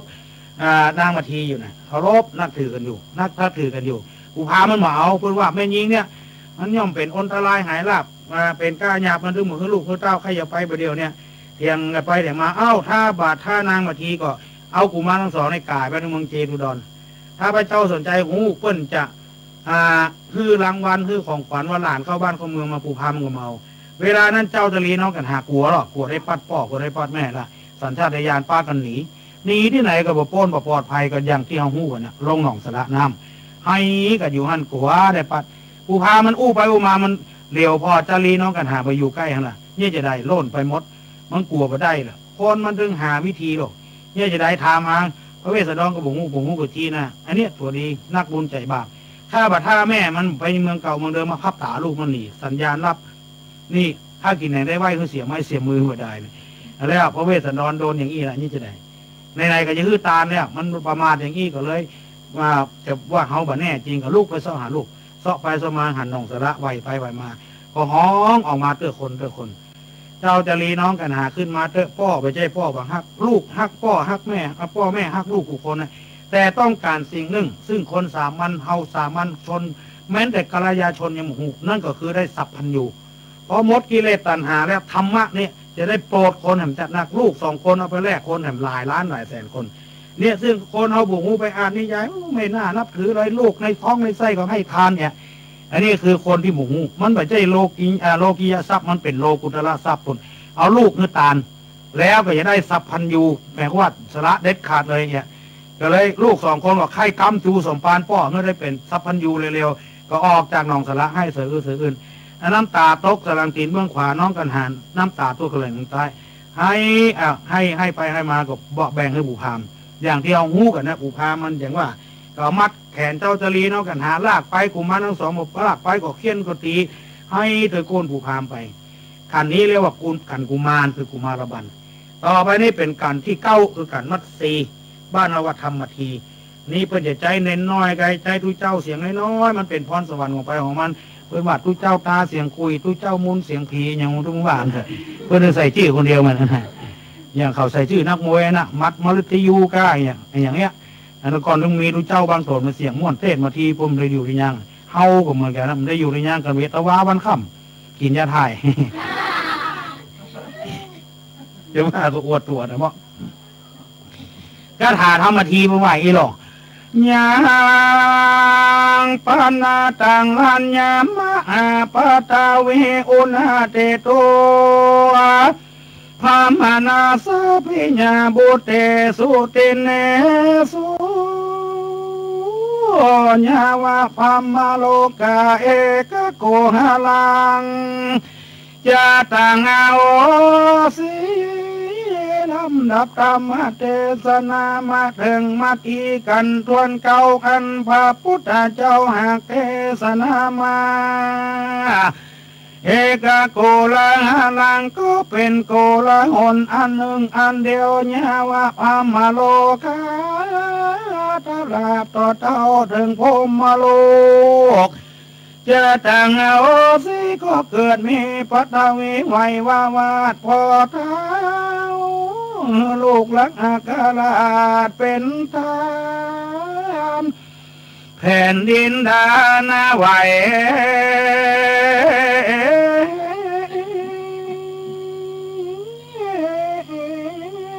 วันก็ฟ้าก็มารู้ว่านะร้องสนั่นเตือนพมแผ่นดินไหวแผ่นดินคางฝนตกฟ้าห้องน้ำมหาสมุทรตีฟ้องน้องตีฟังไม่หักหลักอุดนางมาทีอยู่ในป่าอัศจรรย์แห่งอี้บุเกิดมีจะเป็นแก่กุนางก็ว่าเป็นลางแก่ลูกเต้าหรือได้แก่พระนั่งเก้าเนือหัวผัวกุณิจานางก็ให้อยู่ในป่าบุญไปทางใดก็บ่มีเพราะเทวดาก็ว่าสิ่งศักดิ์สิทธิ์โดนบันดาลหมดละทั้งเหนือก็บูฮูทั้งใต้ก็บูฮูทิศะแผ่พันไปหมดทั้งใต้ไปทางวันตกทั้งเหนือไปทางวันออกหัวมันลูกไม้ก็บังหันสักลูกเพราะบังหน้าบังตาไปหมดนางก็ให้กระเวงวนกลับไปกลับมาอยู่ในป่านี่ก็เพื่อจะรอเหตุการณ์อย่างใดอย่างหนึ่งมันสงบพอค่ำมาตะวันใกล้จะตกนางรู้สึกทั้งใดเป็นทั้งเหนือทั้งใดเป็นหนทางที่เคยมาเคยไปก็รู้สึกทันทีหัวมันลูกไม้ก็ปรากฏแก่ตาหนานางก็เก็บได้พ่องก็ได้พ่องเนี่ยก็ฟังนะคือกลัวไม่ได้หันหน้าลูกหน้าเต้าค่ำมาแล้วกลัวลูกจะเซาะให้หากินก็ฟังมาเดินทางมาตะวันยังบัดตกเตือนนางจะมาถึงศาลาเวลานั้นเทวดาเนาะหันว่านางมาถึงศาลาเจ้านางมาหันลูกมาหันเต้านางจะล่นตัวห้อยตีนอันใหญ่อันน้อยฮะเขาให้ค่อยล่นตำหลังเนาะนางพระเวสสันดรเป็นคนฮื้อนางมาทีเป็นคนแย่งออกมาตาลจะผสมบุญเนาะหมอนึ่งตาลหมอนึ่งแย่งออกมาเนี่ยฮื้อไปแล้วก็กลับมาจะมาได้สัพพัญญูเสียอย่างก็เลยในที่สุดมาเทวดาก็คิดใจได้ก็ไปขอกราบอาราธนาเทพพยบุตรผู้มีฤทธิ์จงไปในละมิตเป็นเสือโค้งเป็นเสือเหลืองเป็นพญาราชสีขวางทางนางไว้ก่อนที่เราหันตำหูนะอันนั้นเทพยบุตรมาในละมิตหรอกบาดถ้าจะไปทำร้ายให้นางเสียอย่างเทวบุตรก็มาในละมิตโอ้ในธรรมทีเป็นว่าม้วนถ้าได้ยินก็ไปนิมนต์พระเจ้าที่ประเทศม้วนนะ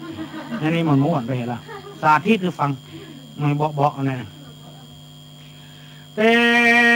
วบุตรก็มาในละมิตเพศเป็นเนื้อเนตร3 ตัวอันเปิงกลัวเครื่องคาเป็นดังจักมากันกาบแต่ดิลีตนหนึ่งเป็นดังราชสีมีอำนาจตนหนึ่งเป็นดังเสือคงอ้างอาจเอาคนตนหนึ่งเป็นดังเสือเลืองยนต์กันกาบกลัวกาหยาบลือเลืองไปนอนเนืองไขว่ควางม่วนกำเป็นคับกันเนาะคนละครนักปราชญ์ ขวางกลางนางเกาะหันพญาเนื้อกระเซ้าห้อยบาลุดดุยลงไป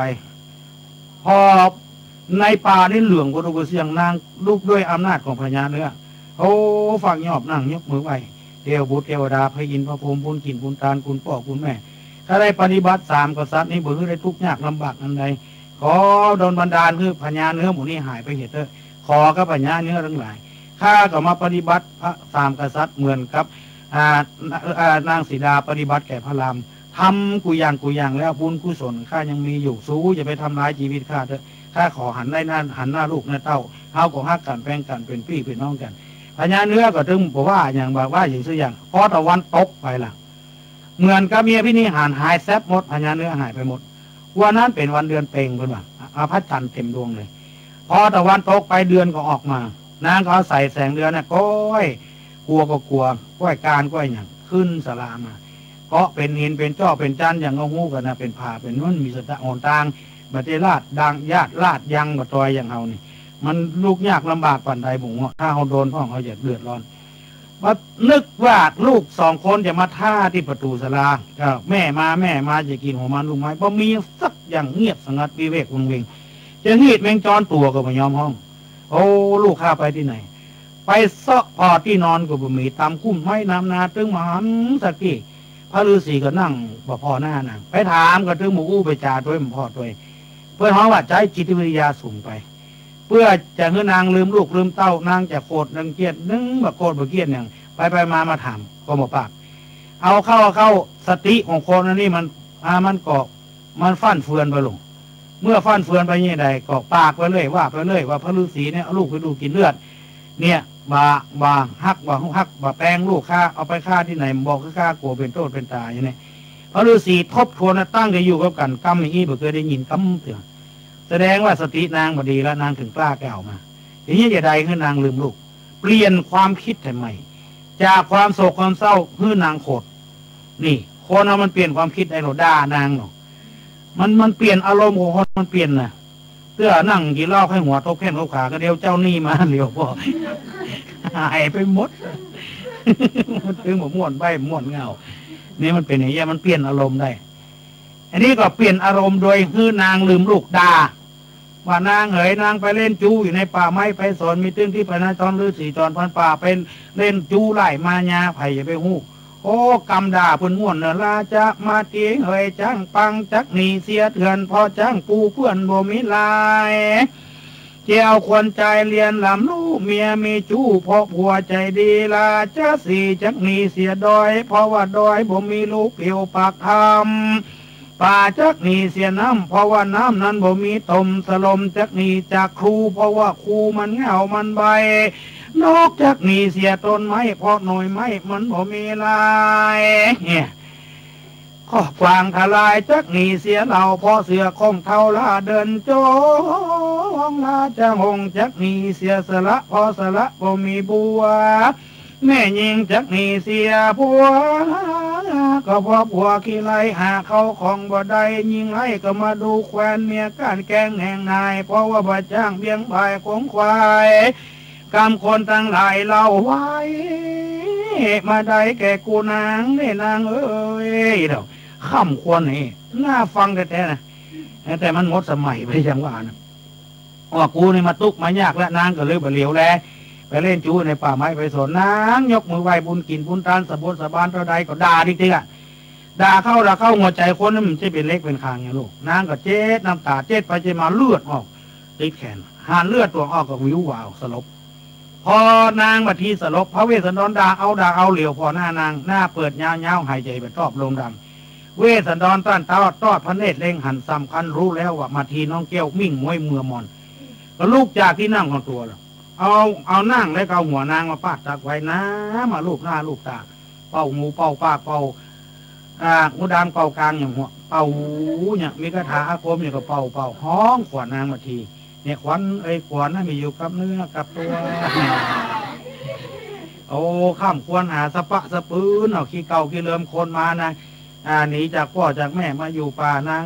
มาตายละพี่คนนี้ไปอยู่กับไผ่กินกับไผ่ลูก2 คนของตาลนะกว่านางอย่าไปล่าดงนาเถื่อนถ้ำกว่านางอย่าไปอยู่ใต้น้ำแม่นาตีโลก ควรนางอย่าไปอยู่กับวอกกับแกงหมูเสือมี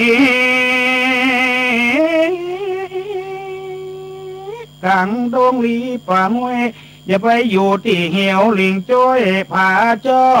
ผาจันอย่าไปอยู่ดงตันเมื่อเศร้าห้องตึงห้องตลอดเวลาเลยนั่งห้องไงนะคำควันอะไรอย่างเก็บมาว่าที่จำได้จนติ่นฟ้ายกลูกนกกาออกหางนอนเสาะหากินของไผ่ของมันไก่ป่าขันเซี่ยวเศร้านางมาทีได้ยินเข้ารู้สึกขึ้นมาตัวน้อยหน่อยเสียงแววก็มืนตามืนตาเมืองเขามีความจำได้สารพัดอย่างว่าหันหน้าพระเวสสันดรเพราะมันแจ้งขึ้นมาผมให้พอดีผมรู้สึกตัวมาหัวได้เป็นบาปเก่มกรรมที่พระฤาษีได้ทุกข์ได้ยากกำลังนางก็ฟ้ายกมือไหว้พระฤาษีอย่าเป็นบาปเป็นบาปกรรมอย่างเจ้าข้าแล้วนางก็ถือโอกาสถามมาลูกสองคนในที่สุดมาพระเวสสันดรว่านางเลยต้องการสัพพัญญูตัญญาณได้ตรัสรู้เป็นพระสัมมาสัมพุทธเจ้าทางนี้เป็นทางที่เหมาะที่สุดแล้วทรัพย์สมบัติภายนอกเอาฮือลูกฮือเต้าตัวใดมันจะไปใจดีล้างบ่มีโลเครื่องก็เป็นอย่างซื้อโลเครื่องก็เดียวไปจนไปต่ำก็เดียวไปตายอันนี้ทรัพย์สมบัติอันนี้คือทรัพย์สมบัติภายในเอาอย่างฮือการแบ่งปันฮือการก็เดียวก็ฟ้องมาร้องกันถ้าลูกไปต่างคนต่างไปบวชเนี่ยลูกเรื่องพิษไปเทียงกันเวลาพ่อแม่ตายเนี่ยลูกที่เป็นตู้เป็นเจ้านะยังสามารถดึงเอาคนมาส่งด้วยกันพ่อแม่ได้อันนี้หนทางที่ดีที่สุดแล้วพี่ได้ทำอย่างนี้นางก็หันตัวยกมืออนุโมทนาสาธุยินดีซึ่งการมาทีผูกที่เก้าก็จบลงไปอย่างเศร้าส้อยนี่แหละน่าเสียดายตอนนั้นไปเป็นการที่10เพราะว่าทำสักกบันคนไทยว่าสักกระบับเขาว่าสักกบันสักกะนี่คือเท้าสักกะเทวราชคือหมายถึงพระอินทร์พระอินทร์อยู่บนสวรรค์แผ่นดินไหวแผ่นดินค้างตอนที่พระเวสสันดรหรือตาลูกสนั่นขึ้นถึงพรมที่ว่าตะกี้ส่องตาทิพลงมาทิพพระเนตรดูเหตุภัยพระตาสหัสเนตรปันตาลูกมีตาปันดวงเป็นว่าพระเวสสันดรเนี่ยคือตาลูกแล้วหูใจตัวว่าพระเวสสันดรใครคือตานางมาทีจะบ่มีใครไปขอแล้วเพราะนางมาทีเป็นนางพญาบอกคู่ควรบารมีกับไผ่นี่พระอินทร์ก็เลยส่งสารจะส่งเคราะห์พระเวสสันดรแล้วก็แปลงตัวจากสวรรค์ลงมาแล้วก็มาอยู่หลังสลาแปลงตัวทันทีกลับตัวเป็นผู้พามเท่ายังก็ผู้พามทุจกนะแต่หน้าตามพิษหน่อยแต่ปลายตรงเอาเข้ากำไม่เต้าเนี่ยเข้าไปหาพระเวสสันดรถามสุขถามทุกอย่างที่เขาว่าดังสาเดือกได้ยุงบินง่ายๆบอกมาตอมใจเต็มทนงูสิงสนในป่ามาละนาวีเสือมีปีป่าอย่างนี้พระเวสสันดรมันก็ตอบกันหมดเสร็จแล้วก็ถามเรื่องอย่างก็จักแม่น้ำตาง่ายคือฟังถามเรื่องเนี้ยก็มาขอนางมาทีเพราะสายศรัทธาของท่านในเด็ดขาดถึงท่านจะตายเลือดจิ้นเลือดแข็งอันนั้นของท่านก็ยอมหัวใจท่านก็ยอมประเดี๋ยวขอนางมาทีเพราะว่าเป็นคนทุกข์ยากลำบากลำบนมีข้าใจคนสวยยิ่งเท่ามากับลูกยากไปยากพระเวสสันดรกับเหลวพอหน้านางมาทีสายตาต่อสายตาเจอกันว่าสายตานี่คือสายตาธรรมสายตาถามลูกจะขายก็บ่ขายจะไปก็ไปเรื่อง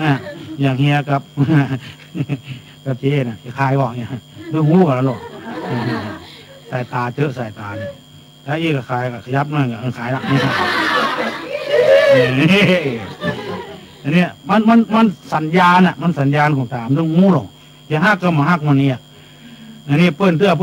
ลิ้วตาใส่หาเพื่อนยักคิ้วใส่ก็มีหูเลยถ้าต้องหูว่ามันมาอย่างไรพ่อพบนางมาทีหูทันทีว่าพระฤาษีชีวิตนี้ทั้งร่างกายอย่างถึงมรณะค่าถึงหมู่ห่วงหัวใหญ่ถ้าเอาบูชาเพื่อความรักถ้ามาเนี่ยก็สละทั้งกายทั้งจิตใจสุดแล้วแต่ท่านจะบงการถึงลูกถึงอย่างสัพพะสุวรรณสุแล้วแต่บงการถ้าฆ่าก็ยอมตายมาท้วงประท้วงสักกรรมบ่ไปฟ้องไปร้องอย่างยอมตายเพื่อพระฤาษีจะขายถ้าก็ไปจะตานไปข้าก็ยอมหมด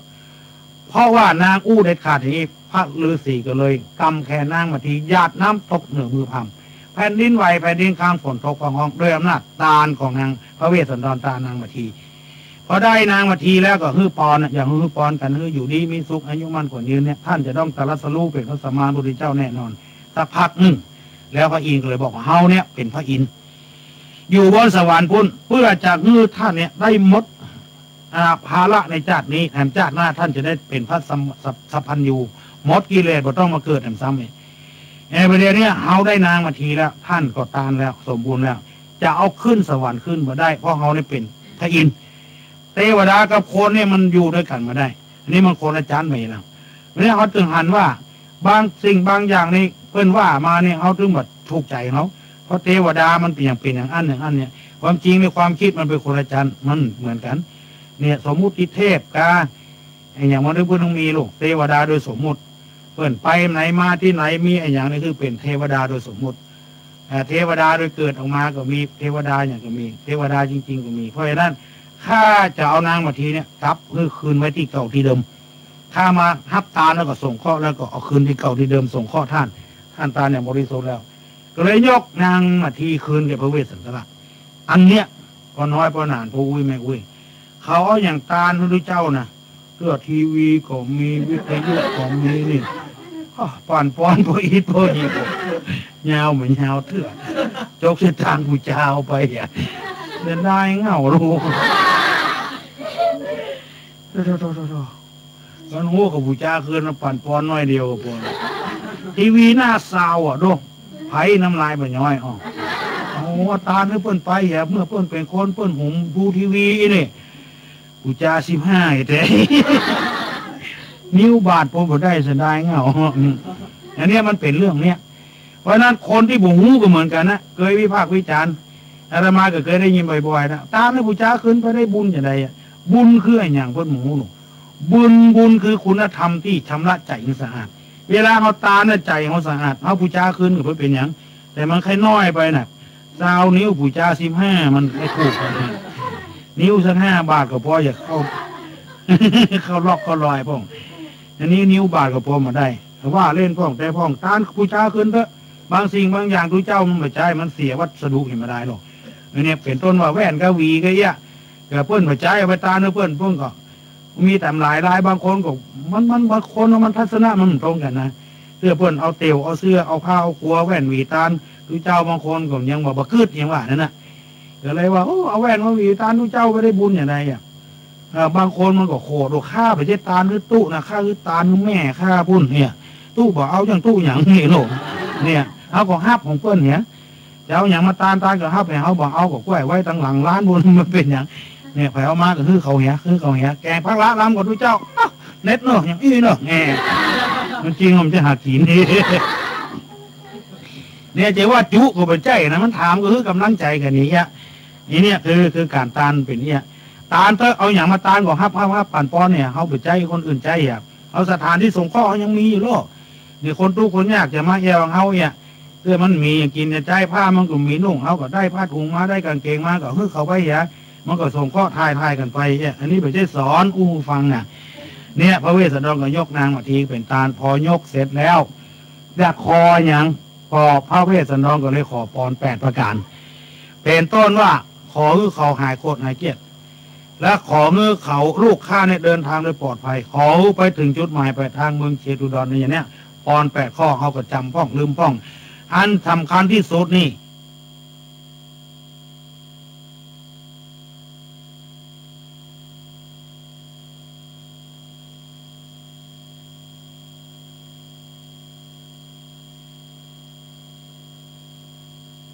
อันสำคัญที่สุดนี่คือพระอินทร์คือพระเวสสันดรกับนางมาทีเนี่ยขอคือสัญญาว่าเป็นผัวเดียวเมียเดียวกันตลอดไปจะไปอยู่ที่ไหนก็คือมีผัวเดียวเมียเดียวอันนี้เป็นสัญญาที่เฮาหน้าเลื่อมใสหน้าศรัทธาแท้ๆถึงมันจะตกทุกข์ได้ยากมันจะเป็นขี้ข้าขี้กออย่างเขาเป็นผัวเดียวเมียเดียวกันอันนั้นก็เป็นอะไรไม่เป็นเรื่อง นี่ฮักยังแปลงอยู่เป็นคู่เดิมนี่บางคนเป็นถือแท้ๆคนใดได้ผัวได้เมียแต่งงานกันเมื่อเป็นบ่าวเป็นสาวนะพอสักพักหนึ่งแล้วก็ละเมียไปเอาเมียใหม่แล้วก็ละผัวไปเอาผัวใหม่นะเพื่อนว่าคนมาสปอร์ตคนมาดีความฮักครั้งแรกนี่คือฮักจิตใจได้จิตใจแต่อันนี้คนใดไปแล้วมันถึงเลยผมก็ว่านะแม่นหัวเขาบอกว่าอันนั้น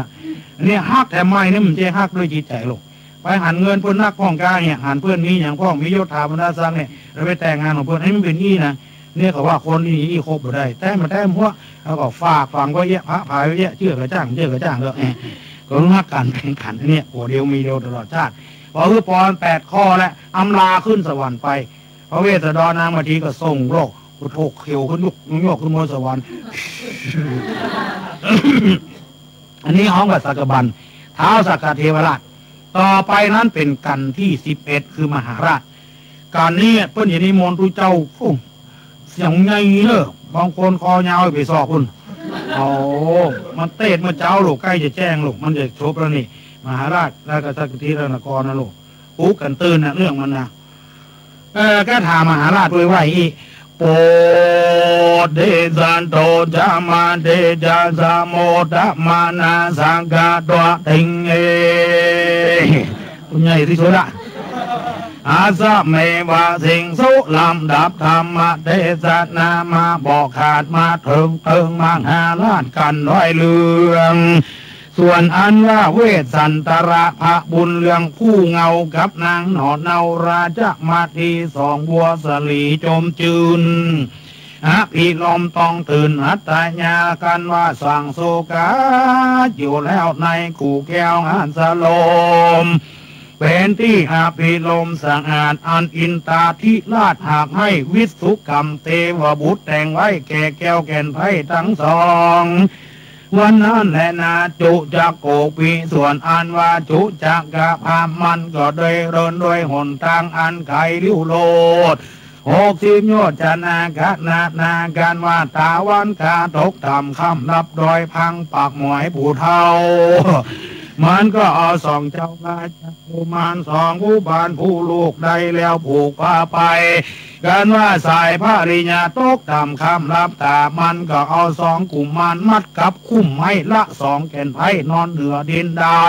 ส่วนผู้พามมันกลัวตายแต่เนื้อมันเอื้อ2 สลีเท่าปันผีก็หนีคือนอนข้าไม้อันมาไขว่สุ่มกันอย่างที่ห้องหันหูปเนี่ยมันคือกุมารทั้ง2อยู่ลุ่มแล้วมันนอนอยู่บนมัดไว้แค่ลูกคือปล่อยนอนอยู่หอคดโคดตัดสมิงคเนในขณะนั้นเตวบุตรมาเนรมิตเป็นพระเวสสันดรเทวดาเนรมิตเป็นนางมัทธีมาแก้โพดปล่อยกุมารทั้ง2บีบคั้นฉันที่เจ็บที่เมื่อยคือหายเนยที่พามตีทรงเกสีคือทรงผมเนี่ยอาบน้ำทิพย์ดีคืออาบเสวยข้อน้ำโภชนะอาหารอย่างดีระยาก็ทิพย์อย่างก็ทิพย์พักษากุมารทั้ง2ไปตลอดทางกุมารทั้ง2ก็บาดเจ็บป่วยเพราะการใดหรอกไตตัวผู้พามไปเคี่ยนตีจังไดก็มีเจ็บป่วยเพราะว่ายังมีเทวบุตรเทวดารักษาอยู่นี่ไปแผ่วมันจะไปเมืองกลิงกราชบุญของมันมันนักด้วยไอ้อย่างอภินิหารอย่างกับหัวโลงมันตายไปสู่เมืองเจดุดรเมืองเก่าเมืองเดิมเจ้าจารีน้องกันหาไปได้เกินเดือนวันผู้จะเป็นวันเดือนดับพระเวสสันดรตาเดือนเต็งหรอกเดือนตางอย่าเป็นเดือนดับมันก็15 วันครึ่งเดือนวันนี้เป็นวัน14 ค่ำพระเจ้าสนใจนอนในปราสาทราชปุรีลาตีนั้นจะลุ่งทรงสุบินิมิตฝันหันตัดสามิงกะในขานะนานทรงสาภาพระองค์เพื่อนฝันว่าจะได้นิมิตฝันว่าฝันว่าฉันเอเต่านั้นนั่งอยู่เหนือจองใสละลองควรก้าติลงลาดพิจารณากรรมฝันว่ามีชายผู้หนึ่งดำเนื้อมันกำเหมือนมีน้ำดอก2 บวงดีมาตั้งไว้เหนือตักเท้าเขามาตัดถลงในหูทั้ง2ฝันว่ามีพ่อชายคนหนึ่งเอาดอกบัวมาหื้อตาเขามาเน็บหูทั้ง2ไว้แล้วอ้อมไก่สอนฟุ้งสลาบอาบตกลงมือตาก็สะดุ้งตื่นแล้วก็ไปเนี่ยจะได้ใจหามาทั้งหลายเพื่อเชิญปโรหิตมาโหราชสำนักโหนประจำพระองค์ก็มาบวกลบคุณหันไปไหวหรอกขอเดชะพยานพระยาพระอภัยยาเป็นคนเก่านี่ฝอยดอกได้ดอกบัว2 ดอกนี่อันนี้มันเป็นเลข2เอามาเนฟนี่มันเป็นเลข7หมูก็หมู6ก็5วันนี้งวดหน้าก็หมด275ก็276นะลูกแต่บทแต่เล่นมาเล่นโอ้กรรมกราบทูลคนมีเนอเป็นราชาทรัพย์เลยลูกสมุติเทวราชเป็นเจ้าพระนั่งเก่าเชียงจอมไทยวงศาใดเคยสวยราชวงศานั้นกลาดไปนานกันบ่มีหลานก็ลูกเต้าจักใดไต่เต้าเข้ามาถึงวันนี้บ่อยากจะแลไอ้ลูกเอ้ากรรมจะดีก็มาลูกกับหลานจะเข้าบ้านเข้าเมืองมาพระเจ้าค่ะจริงๆเหรอพระเจ้าค่ะก็เลยสั่งเธอไปอาบองค์ทรงแก่เสวยข้าวน้ำโภชนะอาหารก็พิจารณาว่าไผ่ที่จากไปก็มาลูกกับหลานทอดพระเนตรไปนอกเวียงกรรมเดียว ปู่พามครับเจ้าจรีน้องกันหาเดินไปเดินมาแต่หมดตูเวียงพระองค์ก็เลยใจคือไปเจอออกมาเป็นลานของเปิ้นแต่ได้เจ้าจรีแต่แม่นแต่กันหาแต่หมอนี่อย่างมันแน่ใบแน่บอดรู้แค่ได้กำเนาะห้องขึ้นมานั่งตักอันนี้เจ้าจรีน้องกันหาขึ้นมานั่งตักพวกอุ้ยไม่อุ้ยนั่งคือคนกูมันถึงนั้นกูบอกมานั่งเลยแวะลืมแล้วการลืมว่าบ้านเก่าเมืองเดิมของเจ้าจรีมันปากเป็นอ่อนน้อยๆว่าลืมสักอย่างจำได้หมดแต่ว่าป้อข้าเนี่ยคือตาลแก่ปู่พามนี่แล้วเปิ้นจะไปเป็นที่ข้าเมียเปิ้นบุกเปิ้นตีข้าตลอดทางมากับน้องข้าคอจะได้เปิ้นกับที่หมู่ฟังคำเดียวมาพักนี่คำเดียวจะลาไปแล้วน้ำตาพังพึ่งละพวกอุ้ยกับหลานโอ้โหมันฮักกันปันใดเลยตัดสินใจถามว่าเมื่อพ่อเจ้าตาลเจ้ามาเนี่ยเจ้าจรีมีราคาเท่าไหร่น้องกันหามีราคาเท่าไหร่จารีบอกว่าข้านี่มีกล้าคำปันเดียวเด้อนะ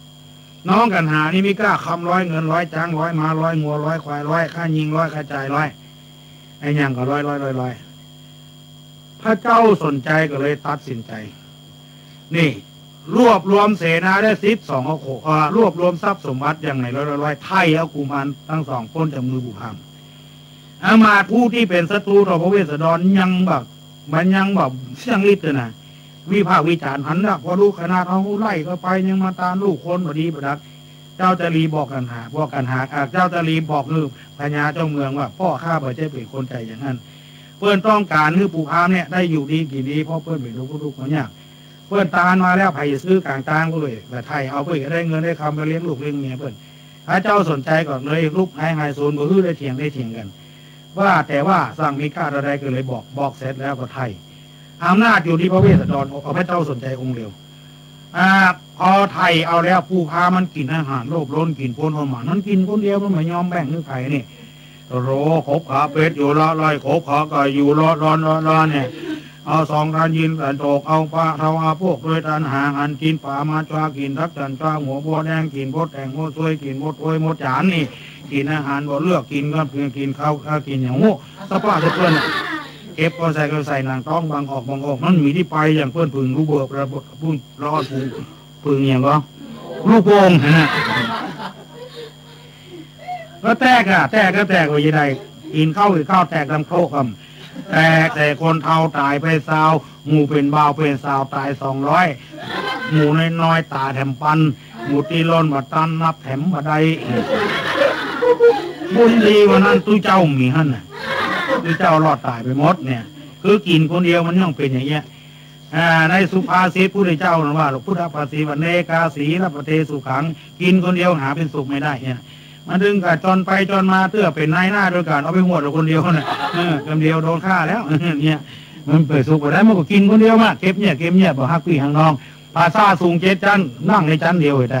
ข้อหนังต้องบางออกแตกตายแตกน้องโครกคำพอตายไปแล้วเขาไปบอกพญาเจ้าเมืองบอกข้ามวันข้ามคืนตายไปอีกแล้วอันนี้มันมีลูกเพราะว่าสมัยก่อนสมัยเดียวก็มีถูกเลข3 ตัวก็ได้ยังมาแรกรับหวยด้วยมือเอามากินเลี้ยงกันเดียวเอาโลไปโจรเสาไฟฟ้าแล้วจ้าเนี่ยมันเคยมีมันดีใจลำเนี่ยมันเป็นผู้ทางหอนจะดีพอตายไปแล้วเขาไปรายงานพญาเจ้าเมืองก็เนี่ยจะได้เลิกทราบทรงสการผีปู่พามไปเสียที่ไหนก็ขัวแป้แต่งไปเต้าก็เข้าสลีมีคนเล่าคนหนึ่งโป๊ะป่าเลิกเดินหนังแห้งคือยอดเมืองขาที่เดือดเพื่อนของเขาเอาปู่พามเข้าไปเสียเพื่อหามขีพรผีปู่พามไปนุ่มลุกบุญกุ้มเพื่อไปเอาคนแขนฮักมาตีกองให้หรอเอาคนตาปองมาตีกองถูกป้องนะเนาะเอาคนแขนงองมาทุบแทงเอาคนขายแยงมาเป่าปีแต่ทะเลคำเลยนะไอ้แยงพวกนั้นก็แม่ตีของนำไปอยู่ตุ่มเอาคนตาซุ่มมานำทางเอาคนตาฟังมาแบกแค่ทิ่มดีแว่มันก็แว่ทิ่มดีไปมันก็ไปเอาคนหัวใสมาสปายตุงสามหางกับผงห่อเขาคนหอกหัวใสนี่มันเปิงลูกสปายตุงสามหางกับผงห่อเขาเนี่ยมันไปก่อนนี่ข้ามมืดที่ไหนมาเดือดร้อนพอมีสปอร์ตไลท์ไปในตัว12 วนมักไปฮอดประจาซ้ำลืมนิมนต์ทุเจ้าล่ะมาได้นิมนต์ทุเจ้ามาสักตนมีไฟปังสกุลเนาะเขาไปไล่นิมนต์ทุเจ้าวัดใต้วัดเหนือเขาหูไปบูพาว่าถึงไปทีละไป ไปนิมนต์ตูเจ้าว่าไตก็บ่เมื่อไปนิมนต์ตูเจ้าทั้งเหลือก็ว่ากลัวผิวพามหลอกไปตะวันออกก็ว่าเป็นฟกไปตะวันตกก็ว่าขากระด้างไปตูเจ้ารันช้างก็บ่ไปนิมนต์ตูเจ้าไทยไม่ไปโยมอาตมาไม่ไปพอได้สักตัวนะไผ่มาเล่นตัวสักคนนะเพราะผู้พามนี่นะมันเป็นเจ้าบ้านจะจองมาเข้าวัดเข้าวัดสักเรื่องเล่าขวัญพันน้อยเล่าขวัญตูเจ้านี่ปะตอกอย่างไรเหมือนเถื่อไปเจ้าไปหน้าเมืองใดมีหมูปะตกไปเสี่ยงเล่าขวัญเพิ่นเนี่ยเขาไว้เวรมาโหลคนทำมันถึงนี่ปานจะหลุมันก็ต้องไว้เวรกันพ่ออ่ะเนี่ยเตื้อมไปกรุงเข้าบ้านมันเห็นเลยก็มีนะเนี่ยมันปากพอดีหรอตูเจ้าอย่างนั้นอย่างนี้มันถือศีลห้ามันยังถือไปเสี่ยง5 ข้อเลยแต่เนี่ยว่าเปิ้นยังถั่วเข่าอย่างเงี้ยเนี่ยเขาไว้เวรมาได้สักตนน่ะไว้ได้ตู้ชีดกมันบวชเลยเปิ้นมันจ้างปันป้อนปันศีลหรือยังอ่ะเอาบาตรใส่เขากับไม้เต้าอาตมาไปหลวงเอาไปเผียโคไปป่าจ้าทางขวายเขาเอิ้นก็ใส่ว่าพระทูเจ้าอย่างนี้ก็มีเป็นน้องผู้พาแม่ก้าเนี่ยคนหูคนรอเขาว่าพระเจียงจีนักบวชจะไปเอาผ้าเหลืองปกหัวแล้วจะไปเล่าขวัญเปิ้นจะไปว่าเปิ้นตุ้ยกับตุ้ยตั้งเปิ้นหยังมันจะเตะหัวไผ่ไปตีไปเตียนบาพุ่มหัวกินหัวเนื้อเงี้ยคนดีคนรักคนก็มันไปแผ่วก็เอาไม้เต้ามาต่อยของหลวงโป๊กปากเอาน้ำต้นมาหยาดไว้ก็หิมปากดึงหูจักกรรมเนี่ยยำยอกเอาน้ำต้นตอกกองหลวงว่าเอาศีลฟังธรรมผู้พามนะโมผู้พามตายละไว้เผ่าพันวงศาปานาทิปาตาเวปทาเววนกิจของกินของย่องหมู่นั่นตายละบ่มีไปสืบเอาอาตมาแล้วก็มาบาสูตรปู่พามหลายรอบประกอบสรณคมศีลาสมอันอาสิ่งกล่าวก็ไม่ยิ่งว่ากุศลธรรมมาสัพพัญญาธรรมมาอาลาถิ่นเป็นเน็ตนาย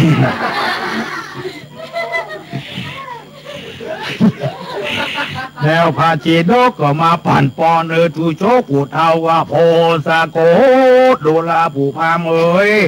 พวกของเขาจักบอกหนทางดี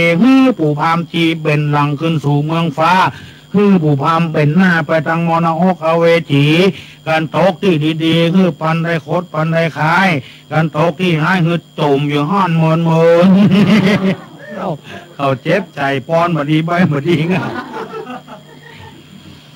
บดีกี่ไล่ขว้างออกไปเหี่ยวแล้วครับอาจารย์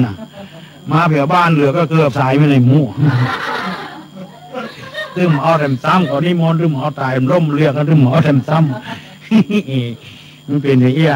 เอาผ่านป้องเขาก็เลิกซากทรงสถานพีเผาพีบุพามแล้วไปบอกพญาเจ้าเมือง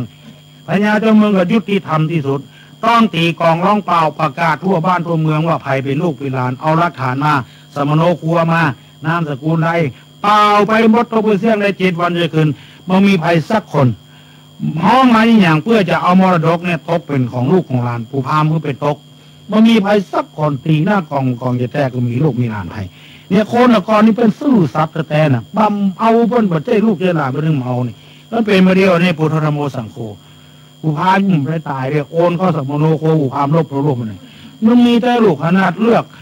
ยังมาได้ยังมีกับผี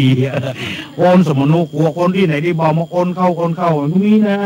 มันจะมีบ้านเฮาเมืองเฮามีดีก็ถึงบุญนะก็เนี่ยทรัพย์สมบัติของบุพามมันมีภายลูกคนละกรเป็นซื้อเพิ่มแจ้งของเพิ่มถึงเอาขนาดเนี้ยเอาไม้ไปปลูกบ้านสวนเพิ่นเจ้าของสวนไปตัดไม้มาใจยังด่าเพิ่นมาเรียกพอมันขนไปปลูกแล้วมีสิทธิ์ในใจนี่ละกรมันเป็นอย่างนั้นซื้อนะน้อยไปบ้านเนี่ยไปนั่งขายบอกให้โยมก็ไผ่มาบอกนะบ่าเนี่ยเดียวคนเท่าขายมาอุ้ยพระน้อยนั่งขี้เนี่ยมันตื้อหรอกเนี่ยตื้อจนพวกบุรุษหมอหนึ่งมันลักควายมันไปกินไผ่ไม่ใช่หัวเพื่อนน้องมาประชุมอย่างอื่นพอประชุมเสร็จแล้วแก้ให้หัวไผ่เป็นคนรักเอาราษฎรทั้งหลายเลิกได้ไอตัวที่ลักควายไปกินคนไปเรื่อยนั่งกันก่อนเนี่ยเพื่อนลงเพื่อนโลกมันหมดลงว่ะนั่งโกกงกเงาไปเงาเพื่อนน้องมาสอบสวนเท่านี้การนักพาไปกินไม่นะครับว่าดีละรับสารภาพนี้ไปถมถนน15 วาอันพ่อหลวง15 วาถึงตัวก่อนกะนี่หรอโดนเป็นตัวเป็น30 วาก่อนเงาไปเงาบอดนี่คือความซื่อสัตย์ถ้ามันซื่ออย่างนี้นะมันม่วนซื่อใดซื่อนั่นปีได้ปีนั่น อันนี้ไปเจ้าลูกเจ้าหลานเพื่อนมาเอาหรอกมาเอาเมื่อมาเอาแล้วก็นี่แหละทรัพย์สมบัติก็คืนในเละในฉากอย่างเก่าอย่างเดิมอยู่ไปหันหน้าหลานคือเตือนหาลูกโอ้อยู่ด้วยกันกินด้วยกันตายได้ก็ดีไปอย่างอันนี้มาตายคือลูกคือพ่อคนพาดผ้ากันก็เลยห้องเจ้าตะลีมาปอกว่าลูกพ่อของพ่อเจ้าเนี่ยแม่งด้วยพ่อเจ้าเนี่ยอยู่อย่างไรกินอย่างไรเจ้าตะลีของหูละถ้าถามอย่างนี้แสดงว่าสนใจละอย่างเนี้ยเขามาขายครัวเอานะถ้าเขาบอกเอาผมถ้าเหมามีสตางค์เพราะว่าเอาดูเหมาดิ๊กๆเหมาดิ๊กๆมันให้มาอ้างอย่างอื่นถ้าอ้างอย่างอื่นก็เดียวมันสนใจขึ้นละเขามาสนใจมันอันนั้นก็ได้อันนี้อะไรมันเตงเอาละมันเต็มเพื่อบัวนะเขาเหมามันกูไม่ได้มันจิตวิทยาเนี่ยเอาเหมาลูกเดียวนะเหมานะเป็นยังไงเหมานะเนี่ยอันนี้มันถามมาพ่อแสดงว่าสนใจในพ่อกับแม่ถูกเก่าละก็เลยหาวิธีแหละโอ้พ่ออุ้ยเฮ้ยลูกเปิ้ลนะอยู่ที่ไหนที่เบาเพื่อนมาเลี้ยงผมมีลูกมาเลี้ยงอันนี้ลูกในท้องในไส้พ่ออุ้ยอย่ามาไล่ออกบ้านออกเมืองเลยเนี่ยพ่อข้าจะตายแม่ข้าจะตายละกินหัวมันลูกไม้ต่างเข้าค่อยผอมก็เหลืองอีดูพ่ออีดูแม่ข้าเจ้าสนใจน้ำตาปังพึกๆเลยตัดสินใจคือลูกเนี่ยเอาเสนาเอาโยธาเอาพลทหารของพ่ออุ้ยเนี่ยไปเนอะไปอยู่ที่ไหนคือไปเจอพ่อเจอแม่เข้าบ้านเข้าเมืองพ่ออุ้ยจากเว้นเมืองตึมรถอะเจ้าจะรีบเอาพ่ออุ้ยเป็นคนไล่คือพ่ออุ้ยไปเจอมาเถอะบังคับคนเท่าล่ะนี่จะได้ในที่สุดมาก็คือเข้าเราอ่อนว่ามันบรรลุนิติภาวะแล้วลูกเวกจากเอาเมืองมาจ้างไปเพื่อนอย่าไปมาอย่างไรก็เลยพระเจ้าสนใจนั่นแสดงเองรวบรวมเสนาชิดส่งเขาโขเพณีถึงลูกดียามดีเขาจะไปเจอลูกเขาบ้านเขาเมืองล่ะแห่แหนแต่ไปพระเจ้าเมืองกลิงกราชพระเจ้าเมืองกลิงกราชหูข่าวว่าพระเจ้าสนใจเนี่ยจะไปเจอพระเวสสันดรเข้าบ้านเข้าเมืองนะจ้างตัวเนี้ยมาถึงเมืองกลิงกราชฝนก็ตกฟ้าก็ห้องแล้วจะเอาละไว้อย่างเปิ้นก็จะง่อมหาเจ้าเปิ้นก็เลยคืนจ้างเผือกแก้วปัจจัยนาเกียนตัวที่ห้องว่าแต่เช้าเลยนะพวกนั้นตุ้ยก็บ่ลืมนะของเขาเนี่ยเขายังบ่ลืมด้วยนะพวกนั้นเนี่ยเขายังบ่ลืมด้วยส่งมาถึงเมืองถึงเลิกดียามดีก็เอาเข้าป่าไปเพื่อจะรื้อพระเวสสันดรกับนางมัทีเจ้าตะลีน้องกันหาขี่จ้างตัวนี้เข้าบ้านเข้าเมืองมาเลยมาเอาสลบไปมหาราชผูกที่11ก็จบหรอกที่ต่ำหนุนที่สูงถากทางที่เป็นควักเป็นทำน้ำเพี้ยวที่โกดแล้วตัดซื่อต้องกำบันคับกันนะซับสนกันนะดีเนี่ยไปเข้าต่อนี่ไปก็เป็นกันที่12ของวัดชักกติไอ้ชักกติยะนี่หมวด6กษัตริย์เรื่องมันชักกะนี่แปลว่า6หรอกชักกะช่อกษัตริย์หรือว่าไอ้อย่างโมเนี้ยที่6เนี่ยถ้าปันนรังสีนะมี4ด้วยกันเนี่ยอันนี้ก็อย่างนั้นนะ6กษัตริย์เดินทางไกลเสียงอดเอาไกลเข้ามาเสียงอาวุธตุตภัณฑ์อย่างต้มตั้มปืนกลนักปืนกุนเบาอย่างอาพีจีพิโจอย่างเข้าไปเข้าป่าไปโดยมีเจ้าตะลีน้องกันหานำทางไปพระเวสสันดรก็เสียงอดเอาเข้ามาผมม่วนนะแต่มันคนเรามันมีโทษมีตากับมีเบื้องหลังขึ้นไต่ขึ้นบนเขาบนคอลงมาเป็นจ้อเป็นตุ้งเป็นอะไรอย่างโง่เป็นเสนาอามาตย์ก็เลยห้องนางมาทีขึ้นมาพออันนี้เหตุการณ์ว่าปกติแล้วนางเฮ้ยคนเรานี่จะตากรรมไม่จะถึงฆ่านะประเดี๋ยวนี้เขาฆ่าพ่อเขาฆ่าแม่เขาหมดละแล้วเขาจะมาฆ่าเอา2 คนพอฆ่าเอา2 คนแล้วเขามีแผนร้ายเขาจะยึดเมืองเจดุดรเนี่ยเป็นเมืองเขาเมื่อมีกษัตริย์ละเขาจะปรับปรุงให้ใหม่เขาห้องว่าสาธารณรัฐประชาชนชาวเมืองเชตุดรนี่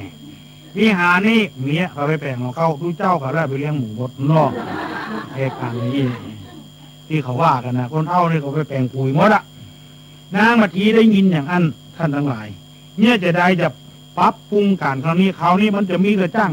ก็เลยบอกพระฤาษีว่าพระฤาษีจะไปใจอ่อนบ้านเฮาเมืองเฮาเนี่ยหมอ1ดีหมอ1บดีมันยังมีอยู่คนเคารพนับถือยังมีอยู่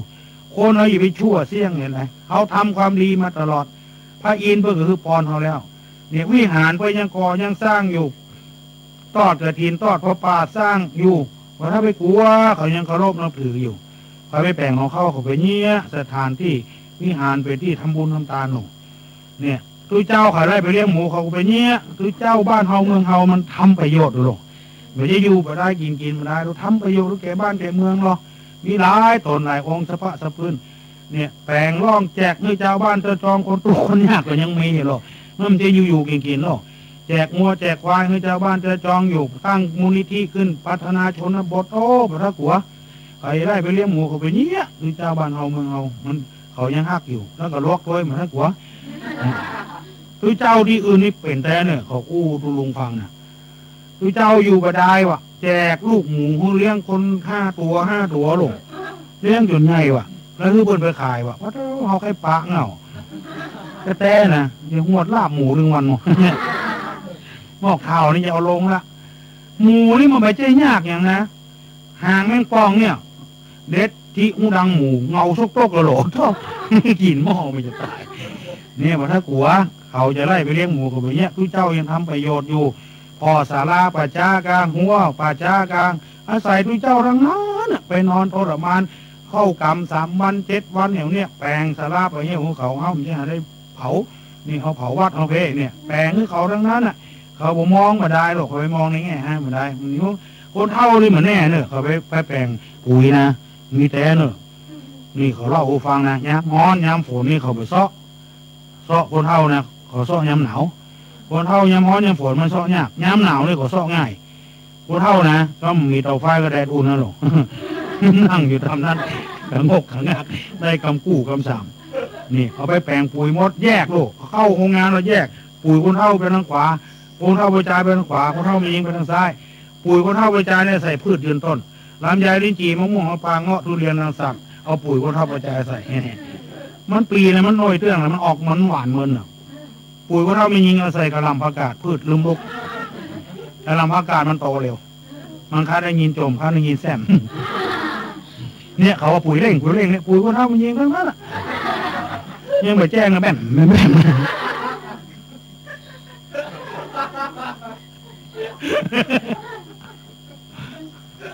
จนเขาเทียนติดรถลงมาเดือดจับไปปากเลยนะ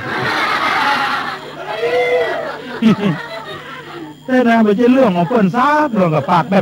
มอยู่จะไปปากเนี่ยเขาไปเนี้ยเขายังกินดูทุกเจ้าคนเท่านี่ถ้าอย่างมีแต่เนี่ยปุ๋ยทุกเจ้านี่มีแต่เมาะมีเนี่ย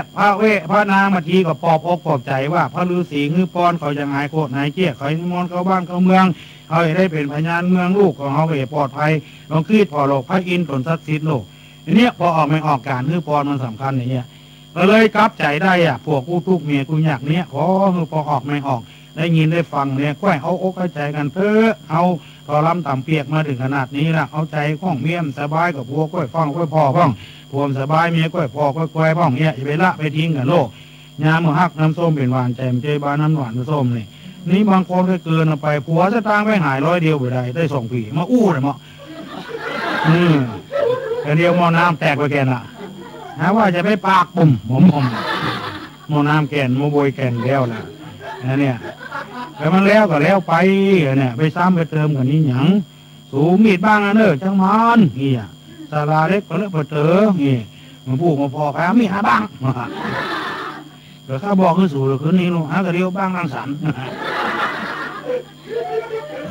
มีดบ้างตั้งสั่นกับมือเนี่ยมันมาฮักกันอกเอาใจกันนะอย่างนางมาทีพระเวสสันดรตอนเนี้ยพอใจก็ลงจากดอยมาปรึกษาหารือกันมาเหมือนก็มีพระนิหารจริงๆเดียวพระเจ้าสนใจขึ้นไปล่ะจำได้ว่านี่พระเจ้าสนใจนางพุทธดีขึ้นไปเจ้าตรีน้องกันหาขึ้นไปฮกกับสัปปะแต่การสลบลูกหมูคิงเลยสลบหมดเลยคล้ายๆกับตายเนี่ยแต่ว่ามันมาตายสลบไปเลยนะเนี่ยสลบอย่างนักมวยสลบเนี่ยนะหามลงเปกันเดียวก็คืนมาละเนี่ยสลบสลายเสนา12 โขเวนีตายด้วยป้นหมดเลยสลบด้วยป้นหมดเลยแล้วอย่างเกิดขึ้นท่านทั้งหลายเวลานั้นเหตุการณ์ประหลาดขึ้นที่เขาว่าแต่เช้านั่นน่ะฝนมีสีแดงตกลงมาเนี่ยเมื่อเขาเป็นพญาเวสสันตระฝนอันนี้ก็ตกเดือนหนึ่งแล้วเห็นไหมเนี่ยบางคนก็ลืมแล้วนะเขายังไม่ลืมเลยนะมันมีที่ไหนที่เจ้าจำไว้จำบอดอย่างเราเนี่ยมันลืมมาได้ของหากินหรอกลืมมาได้ละเนี่ยฝนมีสีแดงตกลงมาเลยเสนา12 โขเวนีคืนมาหมดเลยพระเจ้าสนใจก็คืนนางพุทธดีก็คืนเวสสันตระนางบดีเจ้าตรีน้องกันนะคืนมาหมดเลยอันนี้6 กษัตริย์ในสักกะทีเนี่ยเสนา12 โขเวนีคืนมาหมดเลยหมู่ที่บดีนะมันถึงมีหมู่หนึ่งไปแล้วเพื่อนไปจะหายจะขาดบดีบดับฝนมาตกก็ใส่ตายรวดนี่มาชอบไปชอบเงาหมู่ที่ไหนฝนว่าหมู่ที่ไหนฝนมาตกก็ใส่ไม่ได้มุ่ง แล้วว่าเพื่อนมีการมีงานไปนี่ก็ไปมีเกิบเนี่ยกำเมือเนี่ยติดเกิดของน้ำบนเมือเนี่ยฝนนึกหมดโตก็ใส่เขาตายรวดอ่ะชอบเงานี่ไปเกี่ยวหญ้าในสวนคือควายได้เพียบะแทงนู่นเนี่ย5 หน่วยเป็นบะแทงเนี่ยฝนหมดโตก็ใส่ตายเฮาดึงมาตาตาคนที่รักเลยนะไปตัวเอาไปตัวเดือดที่เฮายาวมันเอาอย่าง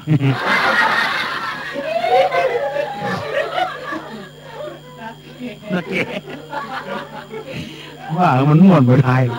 มันจะเงาล้ำหมดอ่ะมาตาตาเนี่ยฝนตกลงมาหกกษัตริย์คืนมาหมดหมู่ที่บดีบดาฝนหมดโตก็ใส่เนี่ยเป็นทุเจ้าหมู่จักรลักของเจ้าไปขายนี่ฝนนึ่งโตก็ใส่เขาตายรวดเลยรวดอ่ะโอ้ประเดี๋ยวเนี่ยไหวพระเจ้าได้บุญของเนี่ยไหวตัวนับพระเจ้าตัวนะถึงวันเนี่ยหมู่นั้นดีคืนมาหมดอยู่หมู่เฮาคืนมาหมดทุเจ้าคืนมาหมดอันนี้เฮาสักกะทิพอคืนมาหมดแล้วพระเจ้าสนใจเนี่ยต่อใจคำปากคำคออ้างบุญคุณในอย่างสารพัดอย่างว่าลูกพ่อมาเนี่ย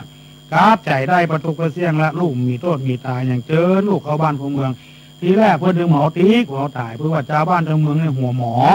เนี่ยเป็นเรื่องของเขาซากน้อยข้าเกิดมาจังนี้ก็เกิดแล้วก็ว่าข้าบดีไอ้ที่สุดมาได้อย่างขึ้นมาไม่ได้อย่างก็ได้ข้ากับลูกกับเมีย3-4 คนขึ้นมาอย่างเก่าทรัพย์สมบัติมันสูญเสียไปเท่าใดว่าพิจารณาอย่างก่อนมือที่3เนี่ยไปอาจเอื้อมเนี่ยพี่ว่าเนี่ยขออย่าไปเชื่อไผ่ง่ายๆผัวเมียพิการละกัน9 วัน 4 วันพิกมาหากันละเอา10 วันไปเนี่ยการผัวเสียเวลา10 วันเมียเวลา10 วัน2-10มันก็20ละถึง20 วันน่ะเอาเงินไปคว้างให้มาได้ทำอะไรเทเมาหยาบอยู่ด้วยกันนั่นละผัวไปเอาเผื่อละเมียกับเอาเมียเนี่ยอันนี้มันเสียเวลามาได้เนี่ยเจ้าบ้านเจ้าเมืองของหมอทั้งไปเป็นเรื่องเจ้าเล่าของเพื่อนก็เคยเป็นนะเนี่ยขอฝากฝังไว้ด้วยเพื่อแก่บ้านก็มีกำนันก็มีทุเจ้าทุหลวงวัดก็มีละผู้จานก็มีลู่อย่าเป็นแก่ลู่อย่าเป็นแขวนเด้อเพื่อนสหัสทุกแต่ตัวพอมันเป็นไปอ่านกะเขาก็มีการเขาก็เนี่ยการของเขาการเขาต้องมีลูกมาก็มีการมีสวนเนี่ยสวนเนี่ยมีนาเนี่ยนาเหียนอมีเมียเลี้ยงเมียเหียมีลูกเลี้ยงลูกเหียเนี่ยจะไปยุ่งกับเพื่อนนี่เนี่ยงานไผ่งานมันจะไปวุ่นวายกับเพื่อนนี่เนี่ยคนเอาถ้าแบ่งการแบ่งงานเนี่ยมันเสียเรื่องเสียราวมีหน้าที่ฟังก็ฟังบอกให้ฟังก็หนีไปเหียไผ่ไปว่าอย่างเดี๋ยวนี้มันเมินนักแกละเพื่อนจะย่างก็คือเพื่อนย่างเหียสบายกว่ากันเยอะเลยเนี่ยพระเวสสันดรถึงหมอติ๊กเอาตายพระเจ้าสนใจก็อ้างบุญคุณในที่สุดก็ฮับขันนิมนต์พอฮับขันนิมนต์ก็ซึกแหละนางกุศดีเพิ่นเตรียมเครื่องแต่งเนื้อในตัวมันทั้งหมดแล้วโอ้เพิ่นถึงว่าโลกผ้าตา1มีตังรูปเทวดาใครทิพย์เทวดา1มีตังมาโกญาณเนี่ยอย่างฮุเพิ่นถึงว่าของมันในธรรมนะให้ฟังก็ไปฟังทันทีเลยอันนี้มันเมินละเนาะมาเฮือนางมาทีแต่งย่องแล้วฟอสิกแล้วก็ไปใกล้ไหว้กุฏิพญาอินทร์ไหว้3 รอบอ้อมรอบอ้อมลาถึงเลิกดียามดีกับปากันเสด็จที่วัดก็สู่พระนครพอถึงพระนครชาวบ้านเจ้าเมืองก็ตื่นเต้นกันละโอ้หมดอกหมดใจพญาเจ้าเมืองมาพญาเจ้าเมืองเข้าบ้านเข้าเมืองมันม่วนหลกกินเล่นกันคนก็ปากันมาในธรรมนครเพราะว่าจะม่วนหรอกนครนี่นะขันสุดท้ายนะคนทางลายมาดูเสนาเป็นอันมากพ้องเป็นตะคิวดังแข้งขาสึงนี่เนี่ยเป็นเน็ตเท้าเหมือนปวดเมื่อยทางกันยื้อเลยตีนมือเนาะสันนิบาตตื้อบัวสร้างกลุ่มกันย่างคุยใครถงก็ดีสะพายผ้าก็ดีห่มย่างก้มคงอดสาเฮพอเท่าดุดันดากับไม่เท่าลูกเท่าจ่องจุงหลานละเวียสักการไปอยู่มาดูหมู่ริปนนี่โอ้มันจะวุ่นวายเนาะป้าคนหนึ่งหรอกเพราะว่าพญาเจ้าเมืองจะเข้าเมืองมันฟังเลยเพื่อนหรอกนุ่งเสื้อกูบุทูกูเถื่อยนี่นะแต่ก่อนมาต้อมมานี่นะแต่ดูนี่นะเพื่อนเอาผ้าลูกแปะเงยเนาะมันฟังเอาเสื้อก็ใส่ดำเอาหูบะต้อมเนี่ยไม่ใช่ใส่บะต้อมแล้วกำลังไปใส่อย่างวีเบา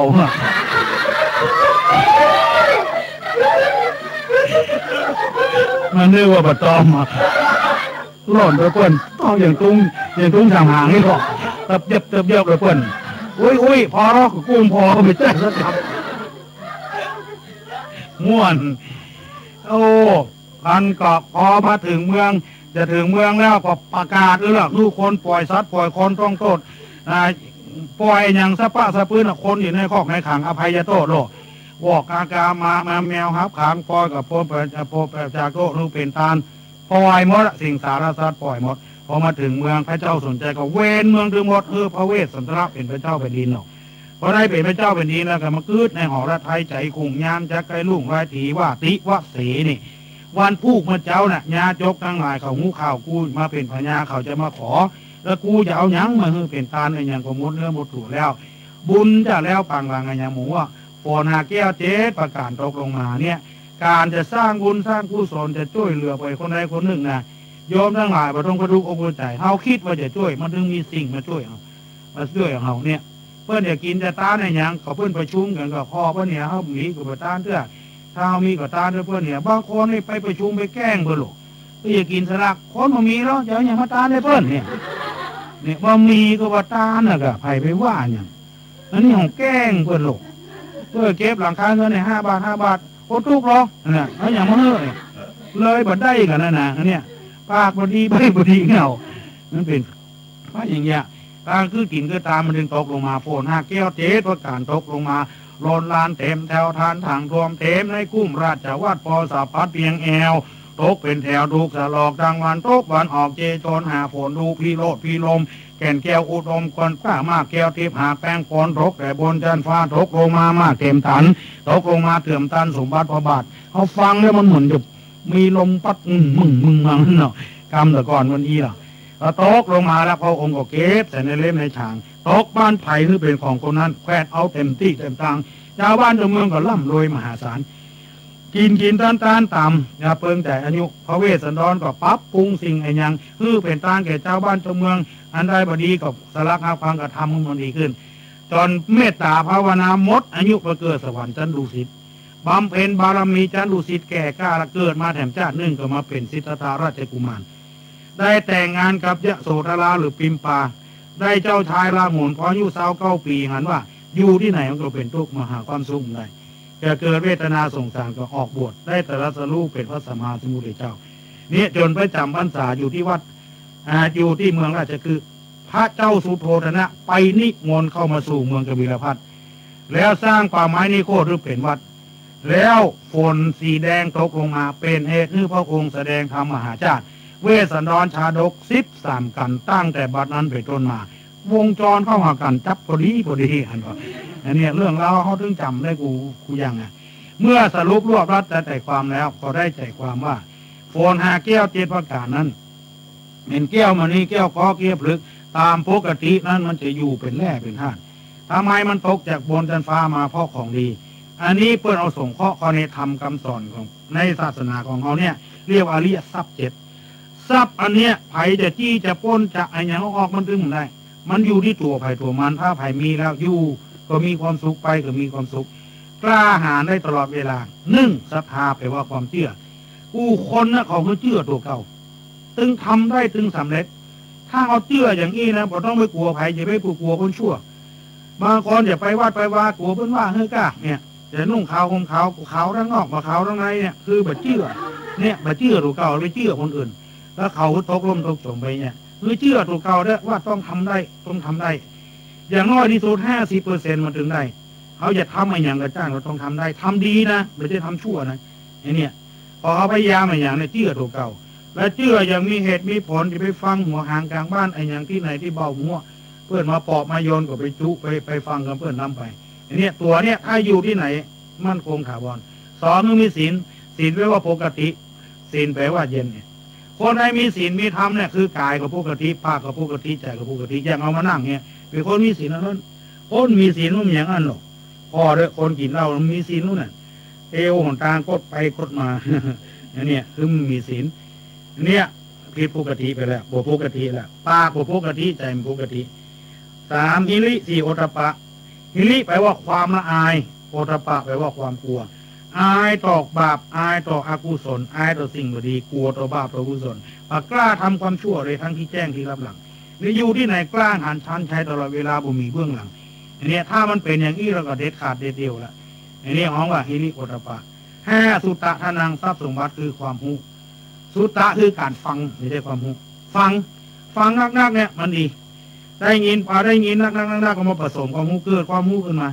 คนมีความรู้ก็ต้องมีอย่าง พอคนต่างชาติพูดมาร่ำรวยบ้านเขาพูดมีความรู้อย่างน้อยๆที่สุดปลูกผักปลูกกันอย่างเพิ่นวิชาความรู้ก็รวยร่ำรวยค้าขายอย่างไรเพิ่นก็รู้กับความรวยนะเพราะนั้นสะสมความรู้ในนักเรียกว่าสุตตะเสียงบกคมเสดามนักกำหูกับนักฟังบ่อยๆไอ้ยังก็ฟังบ่รู้เสียงอันดีก็เอาดีก็แล้วไปไอ้ยังก็บ่ฟังบ่รู้เสียงมันก็บ่ดีถึงเวลาถ้าแพ้มาก็ช่วยตัวเองก็ได้ และอันที่6อาจาฆาตนางทรัพย์สมบัติคือการเสียสละคือการฮื้อนั่นเองการฮื้อนี่ยังเอาฮื้อปุ๋ยพอฮื้อทั้งลุ่มมันก็น้อยทั้งบนถ้าเอาบ่ฮื้อมันฮื้อปุ๋ยมันก็น้อยน้อยแล้วก็น้อยมันนักเลยแต่ถ้าฮื้อปุ๋ยมันหดน้ำมันการฮื้อเอาฮื้อลูกเสียสละฮื้อลูกได้ห้ามได้เห็นเนี่ยต่อรังไปมันก็กระจายออกไปการที่ฮื้อทำเป็นตาอย่างที่เขาฮื้อกันมาเนี่ยฟังกันต่อไปกระจายไปเรื่อยๆมันจะฮื้อถูกใจกูคนมันก็เป็นไปไม่ได้แล้วบ่ฮื้อถูกใจกูคนมันก็เป็นไม่ได้ฮื้อไปแล้วเฮาด้วยใจเฮาบริสุทธิ์ของเฮาการฮื้อเรียกธรรมทานและอภัยให้กันด้วยเวลาอย่างพวกให้พอดีก็ยกโทษให้กันด้วยมันสบายใจเขาไปนี่เฮาสัก100 200เนี่ยเฮามีการอภัยจะฟ้องจะร้องก็ติดอย่างนั้นนะจังมันเถอะเฮ้ยจากแล้วเฮาได้เป็นนี่เขาสบายใจละอันนี้มันการเสียสละเนี่ยผมฮ้องว่าเป็นทรัพย์อันหนึ่งไม่ต้องไปฟ้องไปร้องเขาและอันสุดท้ายคือปัญญาความรู้ความฉลาดอยู่ที่ไหนมีไปจี้ไปป้นเอาอันนี้คือเรียกว่าอริยทรัพย์7พระพุทธเจ้าแสดงธรรมอริยทรัพย์7มาก็เพื่อจะเนี่ยท้าวเวสสันดรชาดกถึงหมดสรุปก็ได้ทำ7ข้อนี้ก็เป็นอันว่า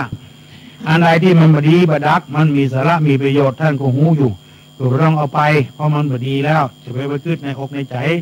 และบุญใดกุศลใดที่เขาสะสมร่วมกันมาฟังธรรมเทศนาในที่นี้ก็ดีในที่ไหนก็ดีก็ขอบุญกุศลนั้นมาปกปักรักษาเนื้อท่านทั้งหลายเจริญด้วยอายุวันะสุขภละปรารถนาสิ่งใดเขาสมดังกรรมปรารถนาทุกประการเตสนาภาลิโยสาเนก็มีโดยภากา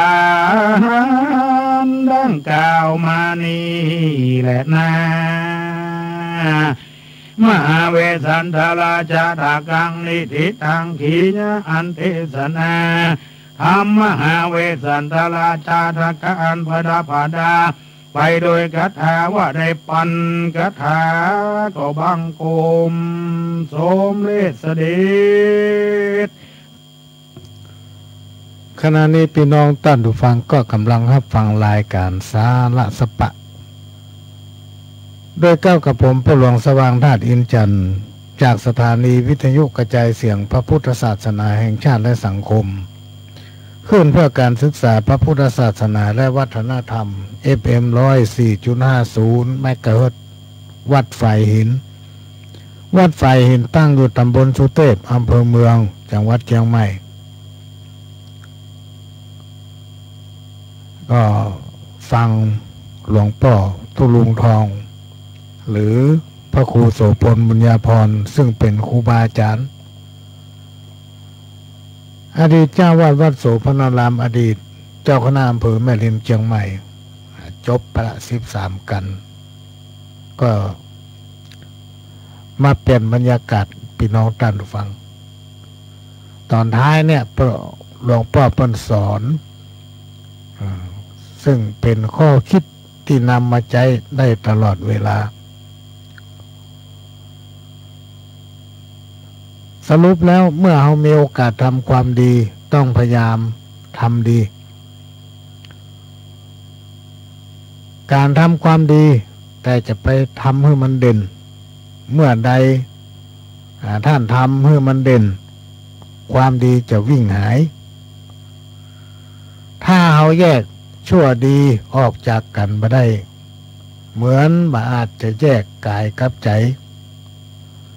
ก็ควรเพิ่มปริมาณความดีให้นักขึ้นต้องเอาดีออกมาให้เขาหันบ่ใจเอาเด่นออกมาอวดดีอวดได้อย่าเอาเด่นมาอวดจะเป็นภัยกับตนเองพูดพอประมาณบ่เสียงานบ่เสียเปื้อนเวลาหมดเวลาละพี่น้องท่านผู้ฟังพระหลวงก็จะขอนำรายการนี้จากพี่น้องท่านผู้ฟังไปก่อนก้อยมาปะกันใหม่วันพุธวันเสาร์ 4 โมงถึง 6 โมงแมลงเนอะถึง2 สถานีออกพร้อมกัน CM77 สถานีล้านนาเชียงใหม่และก็ FM 104.50ของวัดฝ่ายหินวันพุธ4 โมงถึง 6 โมงก็มาปะกันสำหรับคืนวันนี้ขอให้พี่น้องท่านผู้ฟังป้อน้อยป้อหนานครูบาอาจารย์เถระเจ้าทั้งหลายนอนรับฝันดีมากันจุตนจุองค์จุคู่จุคนจากกับผมประหลองสว่างธาตุอินจันทร์ขอสวัสดีครับ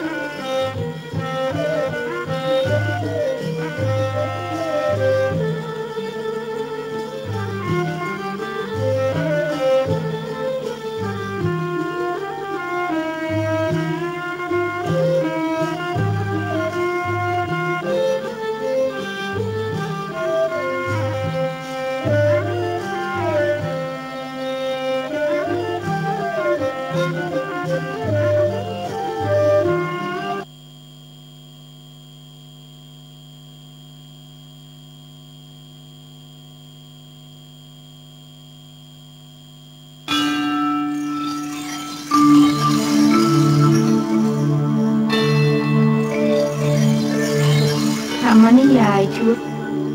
สัตว์โลกย่อมเป็นไปตามกรรมประพันธ์โดยสุทธสาอ่อนค้อมบทที่หนึ่ง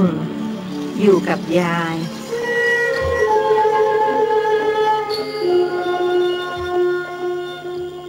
เรือนปั้นหญ้าหลังใหญ่ตั้งตระหง่านกลางลมไม้ร่มครึ้มพืชยืนต้นมีมะม่วงมะปรางขนุนน้อยหนาและละมุดแผ่กิ่งก้านสาขาอย่างเสรีด้วยเนื้อที่กว้างขวางพอที่จะไม่ต้องแย่งกันชูลำต้นขึ้นจนสูงเสียดฟ้าทางด้านหลังซึ่งติดกับลำน้ำเจ้าพระยา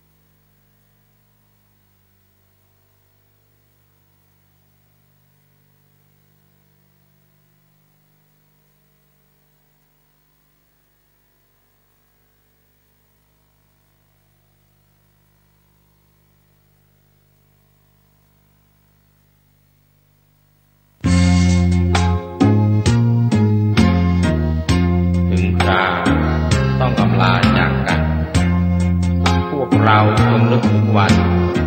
ที่เราอยู่บ้านเมื่อจบแล้วต่างคนก็ต่างไปหากจะส่งใจถึงใจตอนไหว้พระก่อนนอนถึงคราวต้องอำลาจากกัน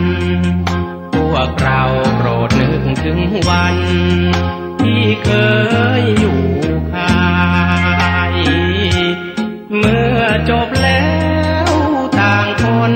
ก็ต่างไปหากจะส่งใจถึงใจตอนไหว้พระก่อนนอนสวดมนต์ไหว้พระกายใจจะได้พักผ่อนทั้งวันเรียนกันจะเหนื่อยอ่อนอย่าลืมก่อนนอนต้องสวดมนต์ไหว้พระก่อนนอ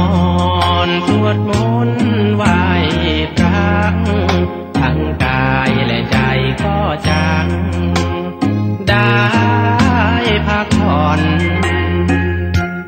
ทั้งวันเรียนกันจนเหนื่อยอ่อนอย่าลืมนะก่อนน สวดมนต์ไหว้พระจากไปจากไปจงจากไปอย่าห่วงอย่าอะไรในจิตจากไปจงจากไปเพื่อชีวิตจงคิดจากไปเพื่อทำดี